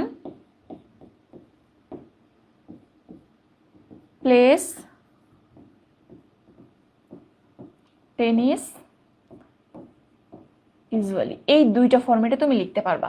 either জনের ডিরেক্ট পরে ইউজুয়ালি দিতে হবে, বা সাবজেক্টের ডিরেক্ট পরে ইউজুয়ালি থাকবে, বা ইউজুয়ালিটা একেবারে শেষে দিতে হবে। কিন্তু জন প্লেস ইউজুয়ালি টেনিস ভার্ব দিবা, তারপর যে তুমি টেনিস দিবা, সরি ইউজুয়ালি দিবা তারপর আবার টেনিস দিবা, তা হবে না। সো দুইটা ফরম্যাট এখানে অ্যাপ্রুভড, একটা হচ্ছে ডিরেক্ট সাবজেক্টের পর, একটা হচ্ছে সবার শেষে। তাহলে এখানে জন ইউজুয়ালি প্লেস হবে, ঠিক আছে, ডিরেক্ট সাবজেক্টের পর। উত্তর কি হবে, বি। দুইটা ফরম্যাট হবে, একটু ফরম্যাট দুইটা দেখো, জন ইউজুয়ালি প্লেস টেনিস আর জন প্লেস টেনিস ইউজুয়ালি, ঠিক আছে। ওকে, আর এখানে যেহেতু গ্যাপ এখানে আছে, সো এখানে শেষে দেওয়ার তো সুযোগ নেই। ডান। ওকে, বি উত্তর করেছে অনেকে, ইয়েস এখানের উত্তর বি হবে। ওকে, এরপর পরের কোশ্চেনে যাই আমরা। আবার উল্টাই কেন রে বাবা। 4 নম্বর question, he dash dress formally to work but he always dash. তো এখানে কি হইতে পারে একটু চিন্তা করো। হি কি বলতে চাইছে, ভার্বগুলো একটু দেখি। হি has not to dress formally to work but he always has, মানে বলতে চাইছে যে সে সব সময় তার কাজের জন্য ফর্মাল ড্রেস পরতে হয় না, বাট নর্মালি সে অলওয়েজ পরে থাকে, মানে সবসময় পরার দরকার নাই বাট পরে থাকে, এরকম বুঝাইছে। সো এখানে একটু দেখো, he has not to dress formally, has not to বলে কিছু আছে? হ্যাভ টু হ্যাজ টু যেটা আছে, হ্যাভ টু বা হ্যাজ টু, এখানে বাধ্যবাধকতা বুঝাই, বুঝাই তাকে করতে হয়। এবং এর নেগেটিভ ফর্ম কি হয়? হ্যাভ টুর ক্ষেত্রে ডু নট হ্যাভ টু,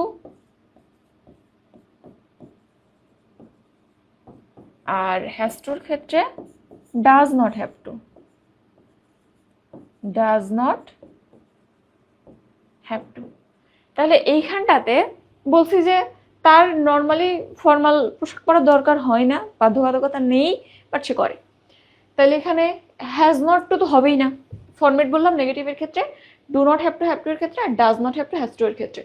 তাইলে এখানটাতে এই যে দেখো পরেরটা দেখো, does not have to, he does not have to dress formally, মানে he have to dress formally বা he has to dress formally, মানে তাকে ফর্মাল ড্রেস পরতে হয়। আর he does not have to formal dress formally, মানে তাকে formal dress পরার বাধ্যবাধকতা নেই, পড়তে হয় না। তাহলে এটা হইতে পারে। পরেরটা দেখো, বাট হি অলওয়েজ ডাজ বা হি অলওয়েজ ডাজ সো, কিন্তু সবসময় সে এটা করে থাকে, সবসময় ফর্মাল ড্রেস পরে, পরের ভার্ব রিপিট করার দরকার নেই কোনো, জাস্ট ডাজ দিলেই হবে। তো এটা মোটামুটি হয়। এরপর দেখো, he has got to dress formally, না এখানে কখনোই এটা হবে না, কোন দিক থেকে মেলে না। Does not require to dress formally, এটা রিকোয়ার টু হইতে পারে, বাট পরে যেটা বলছে হি অলওয়েজ উড, এটা আবার পাস্টটা নিয়ে চলে গেছে তোমাকে। সো এটা হবে না, উড এখানে পাস্টকে ইন্ডিকেট করছে, পড়তো। সো সবকিছু মিলে সবগুলো কাটাকাটি হয়ে গেল, কেবলমাত্র বিটাই কিন্তু উত্তর হিসেবে থাকে। ওকে, এখানে খুব বেশি লার্নিং টপিক নাই, জাস্ট এই দুইটা একটু দেখবা, হ্যাভ টুকে কিভাবে নেগেটিভ করতে হয় আর হ্যাভ টুকে কিভাবে নেগেটিভ করতে হয়। ঠিক আছে, এখানের উত্তরও কিন্তু বি। ওকে, যারা উত্তর করেছো তাদেরকে অসংখ্য ধন্যবাদ। এরপর আমরা পরের কোশ্চেনে যাই। এটা প্রচুর জায়গাতে আসছে, দেখো কত জায়গায় আসছে, জনশক্তিতে আসছে, দুর্নীতি দমন কমিশনে আসছে, কেইউতে আসছে, আর ইউতে আসছে, বিএস এমআরএসটিউতে আসছে, পরিসংখ্যান কর্মকর্তায় আসছে, 38তম বিসিএসে আসছে। when water dash it turns into ice, তারপরে when water dash it boils, এই টাইপের সেন্টেন্স প্রচুর আসে পরীক্ষায়।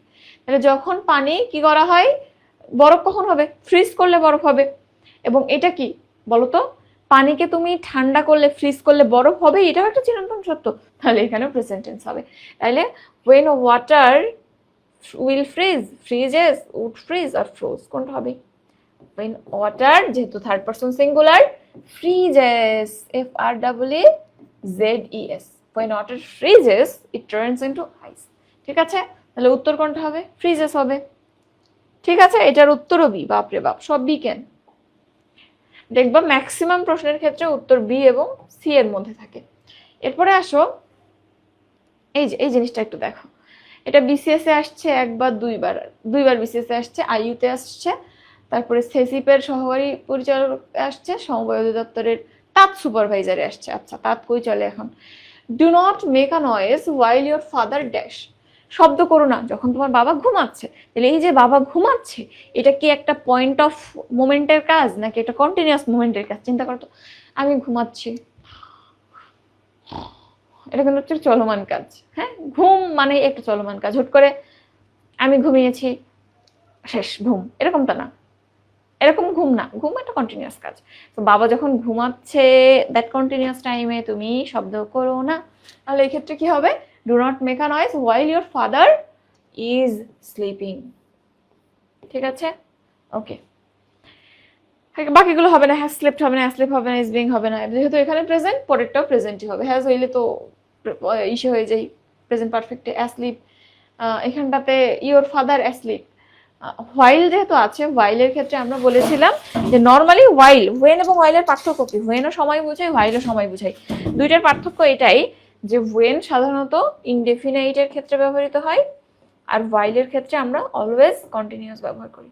হোয়াইলের বিশেষত্ব এটা, ও কন্টিনিউয়াস ফর্ম নেই। ঠিক আছে, এটা একটু মাথায় রাখিও। এরপর আসি আমরা পরের কোশ্চেনে। 8 নম্বর, just now he dash his dinner but says he will see you when he is finished. তাইলে জাস্ট নাও, সে তার মানে এই মাত্র তার সে ডিনার শেষ করেছে। তাহলে কি হবে বলো? Just, just now, already, yet, এইগুলোর ক্ষেত্রে তোমাকে আমি কি বলেছিলাম? কি হবে? অবশ্যই প্রেজেন্ট পারফেক্ট হবে, অন্য কিছু হওয়ার সুযোগ নেই। তাহলে এখানে is having present continuous, no. Was having past continuous, no. এই দুইটা তাইলে বাদ। হ্যাড না, এটা পাস্ট। তাহলে হ্যাজ হ্যাড, এই যে হ্যাজ, এটা হচ্ছে ভি3। ওকে, নর্মালি হ্যাভ মানে কিন্তু খাওয়া। I have taken I have my meal, আমি আমার খাবার খাই। বা আই হ্যাড মাই মিল, আমি আমার খাবার খেয়েছিলাম। তো হ্যাভ মানে খাওয়া বোঝাই।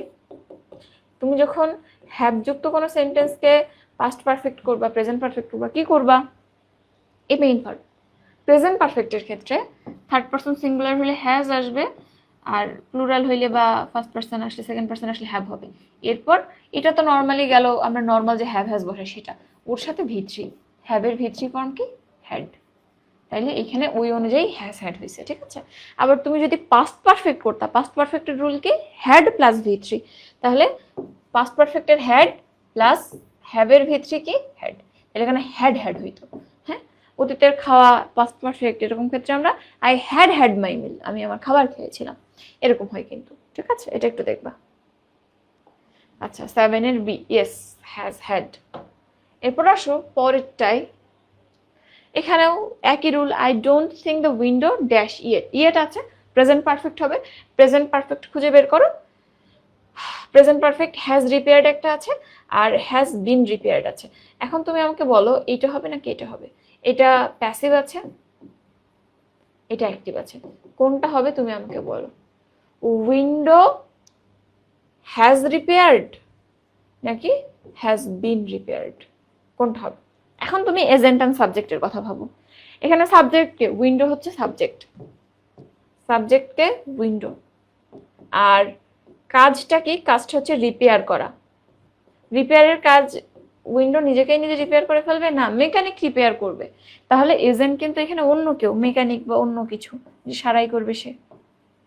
তাহলে এখানে যে সাবজেক্ট সে কিন্তু এজেন্ট না, এই জন্য মাস্ট এটা প্যাসিভ হবে, হ্যাজ রিপেয়ার্ড হবে না, হ্যাজ বিন রিপেয়ার্ড হবে। ঠিক আছে, এই জন্যই আমাদের এই সাবজেক্টের এজেন্টের কনসেপ্টটা লাগে। ডি বলতেছো সবাই, সাম্মি একটা ডে বলেছো না, এ হবে না, বিকজ এখানটাতে আমাদের প্যাসিভ করতে হবে। ঠিক আছে, আশা করি ক্লিয়ার।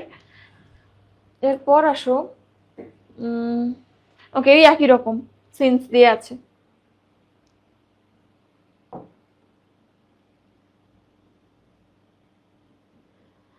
এটা একটু দেখতে পারো, এটা অনেক জায়গাতে আসছে। The test is going on with dash any problems. Test চলছে, আমাদের কোনো সমস্যা হচ্ছে না। তাহলে এখানে কিন্তু এরকম বোঝাচ্ছে যে কোনো একটা কাজ চলছে, আমি এখন ওই চলমান কাজের মধ্যে কোনো সমস্যা পাই নাই। তাহলে এটা কাইন্ড অফ প্রেজেন্ট পারফেক্ট কন্টিনিউয়াসের মতো না? ওরকম। কিন্তু এখানে তুমি যে সমস্যাটা খুঁজে পাচ্ছ বা পাচ্ছ না, এটা কিন্তু কন্টিনিউয়াসলি সমস্যা পাচ্ছি বা পাচ্ছি না এরকম না, পাই নাই এখনো পর্যন্ত এরকম বোঝাই। তাহলে এখনো পর্যন্ত পাই নাই এরকম, এখনো পর্যন্ত, অলরেডি, ইয়েট, এরকম একটা কনসেপ্ট বোঝাচ্ছে না? দেখো সেন্টেন্সটা একটু পড়ে দেখো, তোমার পড়ে কি মনে হয়? পড়ে মনে হবে the test is going on with dash any problems, we didn't have any problems, we haven't had any problems, নাকি কুডেন্ট হ্যাভ, নাকি কি হবে? তো এখানে যেটা বললাম যে কাজ আগে থেকে চলছে, বাট আমরা যেটা বলতে চাচ্ছি যে প্রবলেমটা কন্টিনিউয়াসলি পাওয়ার জিনিস না, এখনো পর্যন্ত পাই নাই এরকমই তো।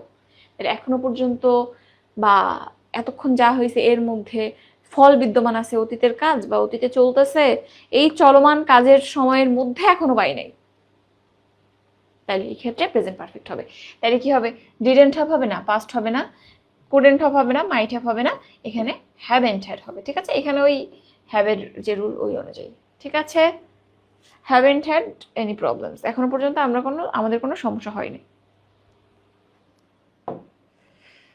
আচ্ছা আচ্ছা, এরপর দেখো, এইটা দেখো, they to dig the canal for a week. তারা এক সপ্তাহ ধরে এটা খনন করতেছে। তোমাকে আমি বলেছিলাম না, since and for, for duration বোঝায়, এই যে সেই ডিউরেশনের কথা। তো এই রুলটা কই পড়ছিলাম? প্রেজেন্ট পারফেক্ট কন্টিনিউয়াসের মধ্যে চোখ বন্ধ করে এটা প্রেজেন্ট পারফেক্ট কন্টিনিউয়াস হবে, অর্থাৎ হ্যাজ বা হ্যাভ বিন, তারপরে ভার্বের সাথে আইএনজি। তাইলে দে ড্যাশ ডিগ, দে আছে, তাহলে হ্যাভ হবে, হ্যাভ, তারপরে বিন, তারপরে ভার্বের সাথে আইএনজি। তাহলে এখানে they have been digging, they have been digging the canal for week. তারা এক সপ্তাহ ধরে ক্যানেলটা বা নালাটা খনন করছে। ঠিক আছে, ওকে, আশা করি বুঝছেন।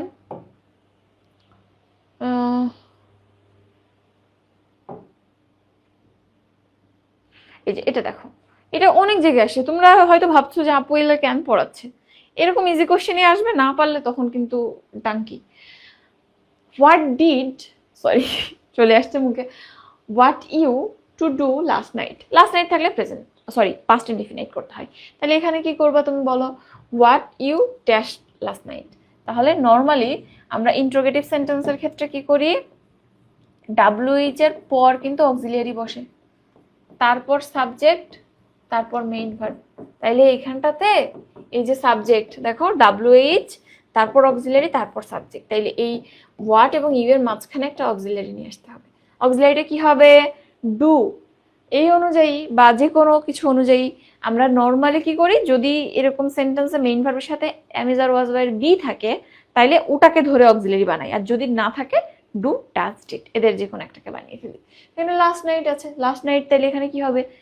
ওয়াজ ওয়ার, অ্যাম আর এগুলা তো নাই, তাহলে অতীতের কিছু একটা হবে, ডু হবে, ডাজ হবে না ডিড হবে? ডিড হবে। তাহলে এখানটাতে অক্সিলারি হিসেবে ডিড বসবে। হ্যাঁ, তাহলে এই মাঝখানে ডিড বসবে, আর ডিডের জন্য পরেরটা তো ডু হবে। তাহলে হোয়াট ডিড একটা ডিড পরে আবার ডিড দিলে ডাবল হয়ে যাবে, তাহলে এটা ডু হবে। What did you do last night. আশা করি clear. Did you do, see. ঠিক আছে, ওকে। এরপর আসো পরের কোশ্চেনে যাই।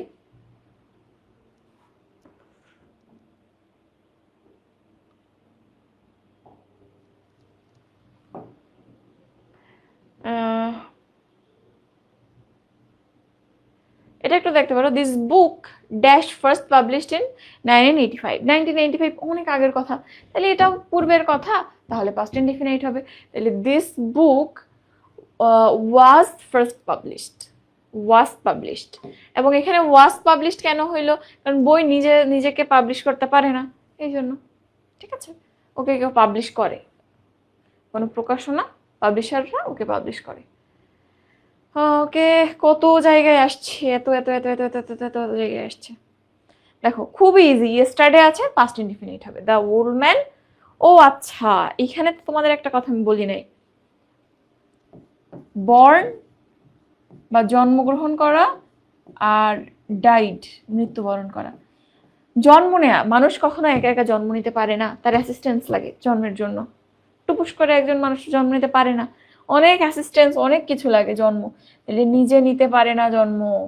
এজন্য অলওয়েজ জন্ম নেওয়া প্যাসিভে ব্যবহৃত হয়।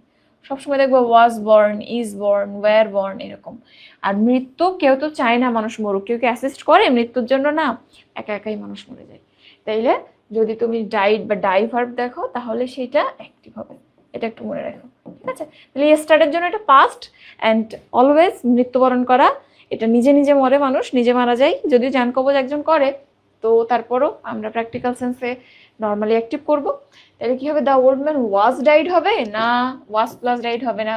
The old man had died হবে না, ইয়েস্টারডে আছে, নর্মাল পাস্ট হবে। The old man has died, no, the old man died yesterday. Okay, দুইটা রুল এখানে। ইয়েস্টারডের জন্য পাস্ট, অ্যান্ড কেন প্যাসিভ হবে না? বিকজ এই যে রুলটা বললাম এর জন্য। ঠিক আছে, কত জায়গায় আসছে দেখ।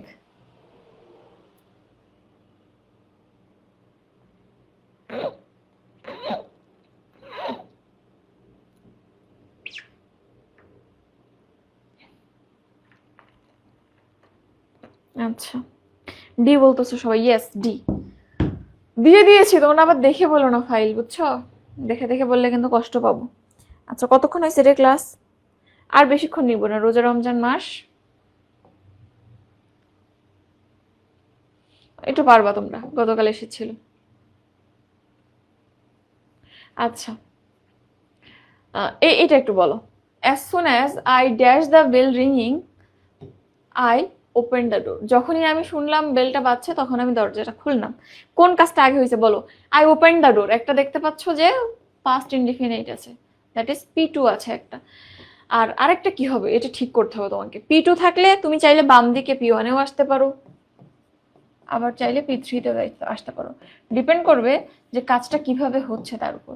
তাইলে as soon as I dash the bell ringing, মানে এখানে বোঝাচ্ছে যে যখন ভার্বটা দেখলে বুঝবা যে ঘন্টা বাজার শব্দ, হেয়ার ঘন্টা বাজার শব্দ যখন আমি শুনেছি তখন দরজাটা খুলেছি। কোনটা আগে হচ্ছে? আগে তুমি ঘন্টা বাজার শব্দ শুনেছো, তারপর দরজাটা খুলেছো। তুলনামূলক আগে যেটা হচ্ছে সেটা পাস্ট পারফেক্ট, দ্যাট ইজ এইখানটাতে এই যে পোর্শনটা এটা পাস্ট পারফেক্ট হবে, P3 হবে, আর একটা তো P2 দেয়াই আছে, তাহলে মিলে যাবে। তাহলে এখানে কি হবে? হ্যাভ হার্ড হবে না, ওয়াজ হিয়ারিং না, এম হার্ড না, এখানে নর্মালি হার্ডটা হবে। ঠিক আছে, যদিও এখানে অ্যাজ সুন অ্যাজ বলে একটু আলাদা রুল, আবার এখানে বিফোর আফটার থাকলে একটু অন্যরকম রুল হইতো। ঠিক আছে, তো নর্মালি এইটা বুঝাইতেছে যে সিমালটেনিয়াসলি হচ্ছে। মানে এটা আমি তোমাকে বললাম যে এই দুইটা কাজের ঘটনা, কিন্তু দেখো একটা জিনিসে গেম চেঞ্জ করে দিচ্ছে। বিফোর আফটার বা হোয়েন থাকলে আমরা তোমার এখানে P3 দিতাম, বাট এখানে P3 দিব না। কেন? কারণ দুইটা কাজ একেবারে সাইমালটেনিয়াসলি হচ্ছে, এটা বুঝাচ্ছে। দরজার সামনে দাঁড়াইছিল, যেই বাচ্চা সেই খুলছো। সেটা কি দেখে বুঝতেছি? অ্যাজ সুন অ্যাজ দেখে, মানে যেই না বেল বাচ্চা আমি সেই তো দরজা খুলছি, দেরি হয় নাই। আগে পরের ঘটনা না, দুইটা একই সময় ঘটছে, তাহলে এটা যদি পাস্ট হয় এটাও পাস্ট। এমনিতে তোমরা অ্যাজ সুন অ্যাজ এর রুল জানো, বাট আমি এই মুখস্থ করার ধাক্কায় নাই, আমি এগুলা সব এমনি এমনি পড়ি।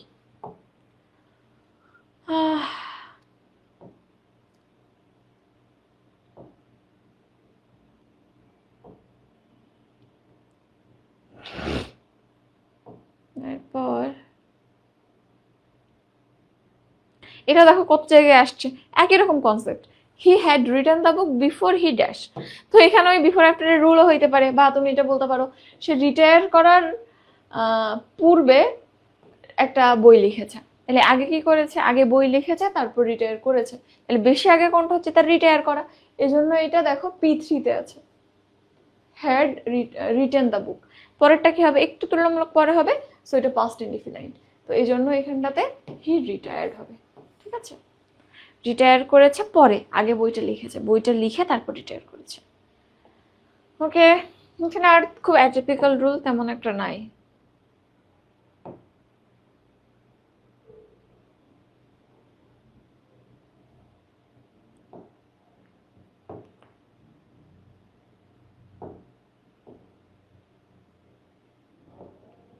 আচ্ছা, এখানে ওই একই টাইপের রুল, তাহলে মোটামুটি এই টাইপের প্রশ্নই পরীক্ষাতে আসে। এবং টেন্সের ক্ষেত্রে আমি যে বললাম একদম শুরুতে আমরা টেন্সের রুল টুল দেখেছিলাম, তাইলে মোটামুটি যা পড়েছি অনেকখানি পড়েছি। কন্ডিশনালটা নিয়ে একটু আলোচনা করব। কন্ডিশনাল গ্রামারের ছোট্ট একটা টপিক, কিন্তু এখান থেকে কিন্তু প্রচুর প্রশ্ন আসে। সো চলেন আমরা উইদিন 10 মিনিটস জিনিসটা একটু ডিসকাস করে ফেলি। তো কন্ডিশনাল, কন্ডিশনাল শব্দের অর্থ কি? কন্ডিশনাল কন্ডিশন শব্দ থেকে আসছে, কন্ডিশন মানে শর্ত। তো কন্ডিশনাল বা কন্ডিশনাল সেন্টেন্স মানে শর্তযুক্ত বাক্য। এই ধরনের সেন্টেন্সে সাধারণত দুইটা ক্লজ থাকে। একটা ক্লজ বলে যে যদি এই কাজটা হয় তাইলে পরের কাজটা হবে, অর্থাৎ এটাই শর্ত, যে শর্তটা হচ্ছে যদি এটা হয়, আউটকামটা কি, তাহলে পরের কাজটা হবে। তাহলে কন্ডিশনাল সেন্টেন্স এগুলার প্রথম একটা শর্তই হচ্ছে, বা প্রথম একটা ক্রাইটেরিয়াই হচ্ছে যে এগুলো শর্ত প্রকাশ করে। একটা পোর্শন বা একটা ক্লজ শর্ত দেয়, আরেকটা ক্লজ তার রেজাল্টটা দেখায়। তো এটা আমি এখানে লিখেছি, একটু দেখবেন। এরপর আসেন কন্ডিশনাল সেন্টেন্স কত প্রকার। তো কন্ডিশনাল সাধারণত 3 প্রকার আপনারা জেনে থাকেন, কিন্তু আরেকটা হায়ার ক্লাস আছে যেটাকে অনেকে পড়ায় থাকে না, কিন্তু আমরা এখানে সব কিছু মিলে 4 প্রকারই দেখব। তো দেখেন, প্রথমে আপনি যখন আসবেন, প্রথমেই যেটা আসে, আমরা ফার্স্ট সেকেন্ড থার্ড জানি কিন্তু জিরোটা জানি না, প্রথমেই যেটা আসে সেটা হচ্ছে জিরো কন্ডিশনাল। জিরো কন্ডিশনাল কি? কিছু কিছু ক্ষেত্রে আপনি দেখবেন যে কিছু আছে, কিছু কাজ অবশ্যই সব সময় সব ক্ষেত্রে সত্য, নিত্য অভ্যাস, চিরন্তন সত্য, ঐতিহাসিক যে ঘটনাগুলো হয়ে গেছে যেটা সব সময় ট্রু, সেই ধরনের ঘটনা আমাদের তো শর্ত দেয়া লাগে না। যে যদি আমি বলি যে পানি যদি আপনি 100 ডিগ্রিতে ফুটান তাহলে সেখান থেকে বাষ্প তৈরি হবে, এটা তো কোনো শর্ত না, এটা সবসময় সত্য। তো এই ধরনের দুইটা পোর্শনে যখন সত্যতা বুঝায়, ইউনিভার্সাল ট্রুথ বুঝায়, তখন কিন্তু প্রথম পোর্শনও যেরকম হয় সেকেন্ড পোর্শনও সেরকম হয়। আমরা সাধারণত শর্তে কি বলি, যদি সে আসে তাইলে আমি যাবো, সে আসলো একটু পর আমি যাবো, এই জন্য প্রথমটা প্রেজেন্ট হইলে পরেরটা ফিউচার হয়। সে আসার পর আমি যেহেতু যাচ্ছি, পরে যে ঘটনা ঘটে সেটা ইন ফিউচার, সো ফিউচার হয় সেক্ষেত্রে। কিন্তু আপনি এই ধরনের সেন্টেন্সের ক্ষেত্রে যেহেতু সবসময় সত্য, প্রথমটাও যেরকম হয় একটা সেম টাইম সাথে সাথে পরের ঘটনা ঘটবেই, এই জন্য প্রথমটাও যেরকম শেষটাও সেরকম হয় টেন্সের ক্ষেত্রে। তো এটাকেই বলা হয় জিরো কন্ডিশনাল। তো এই ক্ষেত্রে আপনি দেখেন সাধারণত প্রেজেন্ট ইনডিফিনাইট হয়ে থাকে, কারণ আপনারা জানেন যে প্রেজেন্ট ইনডিফিনাইটের শর্তকে যে বা প্রেজেন্ট ইনডিফিনাইট কিভাবে চেনা যায়। প্রেজেন্ট ইনডিফিনাইট টেন্স সাধারণত নিত্য অভ্যাস, কারো অভ্যাস, চিরন্তন কোনো সত্য, ঐতিহাসিক ঘটনা, হ্যাবিচুয়াল কোনো ফ্যাক্ট, এই জিনিসগুলো বুঝায়। তো যেহেতু এখানে আমরা ওই ধরনের কথাই বলে থাকি, সো টেন্সের ক্ষেত্রে আপনি প্রেজেন্ট ইনডিফিনাইটে পাবেন। তাহলে জিরো কন্ডিশনাল হচ্ছে প্রথমে ইফ তো থাকবেই, কন্ডিশনাল সেন্টেন্স মানে ইফ থাকবে, এবং ইফ দিয়ে যদি বা সেই শর্তটা বোঝায়। একটা পোর্শন প্রেজেন্ট ইনডিফিনাইট হয় এবং আরেকটা পোর্শন এট সেম টাইম একই রকম হয়, এই জন্য এটাকে বলা হয় জিরো কন্ডিশনাল। তো আপনি এখানে যদি একটু এক্সাম্পল দেখেন তাহলে পাবেন। দেখেন এখানে একটা এক্সাম্পল আছে, if you boil water to 100 degree Celsius it boils. আপনি পানিকে 100 ডিগ্রিতে ফুটাবেন মানেই সে ফুটবেই, সে বাধ্য ফুটতে, এই জন্য দুইটা একই রকম। ওকে, এরপর আসেন ফার্স্ট কন্ডিশনালের ক্ষেত্রে আমরা যাই। ফার্স্ট কন্ডিশনালটা ওই যে আমি বললাম সে যদি আসে তাহলে আমি যাব। তো এখানে একটা ঘটনা কি হচ্ছে, সে যদি আসে তাহলে আমি যাব। তো আগে যে ঘটনাটা হয় সেটা প্রেজেন্টে যায়, এবং যেটা একটু পর হয় সেটা ফিউচারে যায়। তাইলে ফার্স্ট কন্ডিশনালের রুল এইটাই যে একটা পোর্শন প্রেজেন্ট ইনডেফিনাইট হয়, এবং এই জন্য আরেকটা পোর্শন যে বললাম যেটা একটু পরে হয় সেটা ফিউচার ইনডেফিনাইট হয়। তাহলে ফার্স্ট কন্ডিশনালের জাস্ট রুলটা মনে রাখেন, ইফ প্লাস তার সাথে একটা থাকে প্রেজেন্ট ইনডেফিনাইট আর একটা থাকে ফিউচার ইনডেফিনাইট। ঠিক আছে, যেমন যে এই এক্সাম্পলটা, if you come I will go, এটা আগে হচ্ছে এবং একটু পর এই ঘটনাটা ঘটছে। ঠিক আছে, এরপর আসেন আমরা একটু সেকেন্ড কন্ডিশনালের ক্ষেত্রে যাই। সেকেন্ড কন্ডিশনালটা আমরা কিভাবে দেখে থাকি। সেকেন্ড কন্ডিশনাল, সেকেন্ড কন্ডিশনালটাও কাইন্ড অফ একই রকম শর্ত বোঝায়, তবে টেন্সটা ভিন্ন। অতীতের কোনো শর্ত যদি বোঝানো হয় এবং সেটা পাস্ট ইনডিফিনাইটে থাকে, তখন সেটা আমরা সেকেন্ড কন্ডিশনালের মধ্যে ফেলি। ইফ প্লাস পাস্ট ইনডিফিনাইট যদি থাকে, এটা সেকেন্ড কন্ডিশনাল, এবং পরের পোর্শনটা কি হবে তখন একটু আলাদা স্ট্রাকচার। এটা বেসিক কোনো টেন্সের স্ট্রাকচার না, এটা কন্ডিশনালের স্ট্রাকচার। প্রথমে সাবজেক্ট হয়, তারপরে উড কুড বা মাইট হয়, তারপরে ভার্বের প্রেজেন্ট ফর্ম হয়। ঠিক আছে, subject would could might plus ভার্বের প্রেজেন্ট ফর্ম, এটাই হচ্ছে রুল। এটাই হচ্ছে আমাদের সেকেন্ড কন্ডিশনালের রুল। অ্যাকচুয়ালি এটাকে কি বলা হয়, এটা কিন্তু আলাদা কোনো টেন্স না, সেকেন্ড কন্ডিশনাল এটা। যেমন এখানে এক্সাম্পল আছে, if I were a bird, subject plus were, এটা কিন্তু বি ভার্বের পাস্ট ফর্ম, সো এটা পাস্ট ইনডিফিনাইটে আছে। তাহলে পরের অংশটা কি হবে, I would fly to you, বাবা তার কাছে উড়ে যাবে। তাহলে এখানে এটা সাবজেক্ট, এরপরে হচ্ছে উড আছে, দেখেন উড কুড মাইটের যে কোনো একটা। উড সাধারণত ম্যাক্সিমাম ক্ষেত্রে উড ব্যবহার করা হয়, তারপর ফ্লাই ভার্বের প্রেজেন্ট ফর্ম। আপনারা তো জানেন যে উড কুড মাইট এগুলো সবই মোডাল, সো মোডালের পর সবসময় আমরা ভার্বের প্রেজেন্ট ফর্ম রাখি। তাহলে এটা কিন্তু মিলে গেল। আর থার্ড কন্ডিশনালটা জাস্ট এরকমই, একটু সামান্য পার্থক্য। এখানে পাস্ট ইনডেফিনাইটের জায়গায় পাস্ট পারফেক্ট থাকে, এবং পাস্ট পারফেক্ট থাকে বলে পরের অংশ সামান্য আসলে চেঞ্জ হয়। তো চেঞ্জটা কিরকম, সাবজেক্টের পর আগের মতোই উড কুড মাইট থাকে, শুধু একটা এক্সট্রা হ্যাভ অ্যাড করতে হয়। এবং আপনারা জানেন যে হ্যাভ, হ্যাজ, হ্যাড এগুলোর পরে কিন্তু ভার্বের পার্টিসিপল ফর্ম বসে।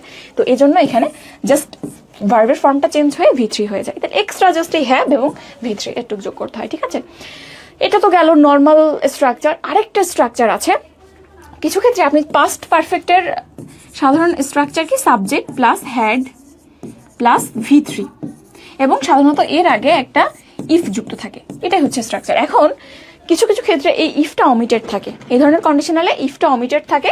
ইফটা আপনি তুলে দিবেন এবং শুধু হ্যাডটা সামনে নিয়ে চলে আসবেন, তখনও কিন্তু একই রকম ইফের মতো শর্ত বোঝায়। যেমন আপনি নিচে একটা সেন্টেন্স আছে, এখানে দেখেন, if I had seen him I would have give him the message. তাহলে আমি যদি তাকে দেখতাম, আমি তাকে এই মেসেজটা দিতাম। তো এই ক্ষেত্রে ইফ আই হ্যাড সিন হিম, আপনি দেখতে পাচ্ছেন যে এটা হচ্ছে সাবজেক্ট, এটা হ্যাড, এটা V3, সবকিছু ঠিক আছে। সেকেন্ডটার ক্ষেত্রে জাস্ট ইফটা উঠিয়ে দিয়েছে, হ্যাডটা সামনে নিয়ে এসেছে। Had I seen him I would have given him the message, পরের পোর্শন কিন্তু ঠিকই আছে। তাইলে আপনি থার্ড কন্ডিশনালে স্পেশাল যে রুলটা আছে সেটা একটু খেয়াল রাখবেন, ইফটা উঠিয়ে দিবেন, হ্যাডটা সামনে নিয়ে চলে আসবেন, ওকে, একই রকম মিনিং দেবে। ঠিক আছে, এটাও কিন্তু অনেক বেশি পরীক্ষাতে আসে। তাহলে এটাই ছিল কন্ডিশনাল। কন্ডিশনালের যত রুল আছে, যত রুল মানে কি, এখানে মাত্র 4টাই রুল আছে, সব আমি দেখিয়ে দিয়েছি। এবং এর সাথে আপনি একটু কোশ্চেনগুলো প্র্যাকটিস করবেন, তাহলে আপনার প্রিপারেশন 100% হয়ে যাবে।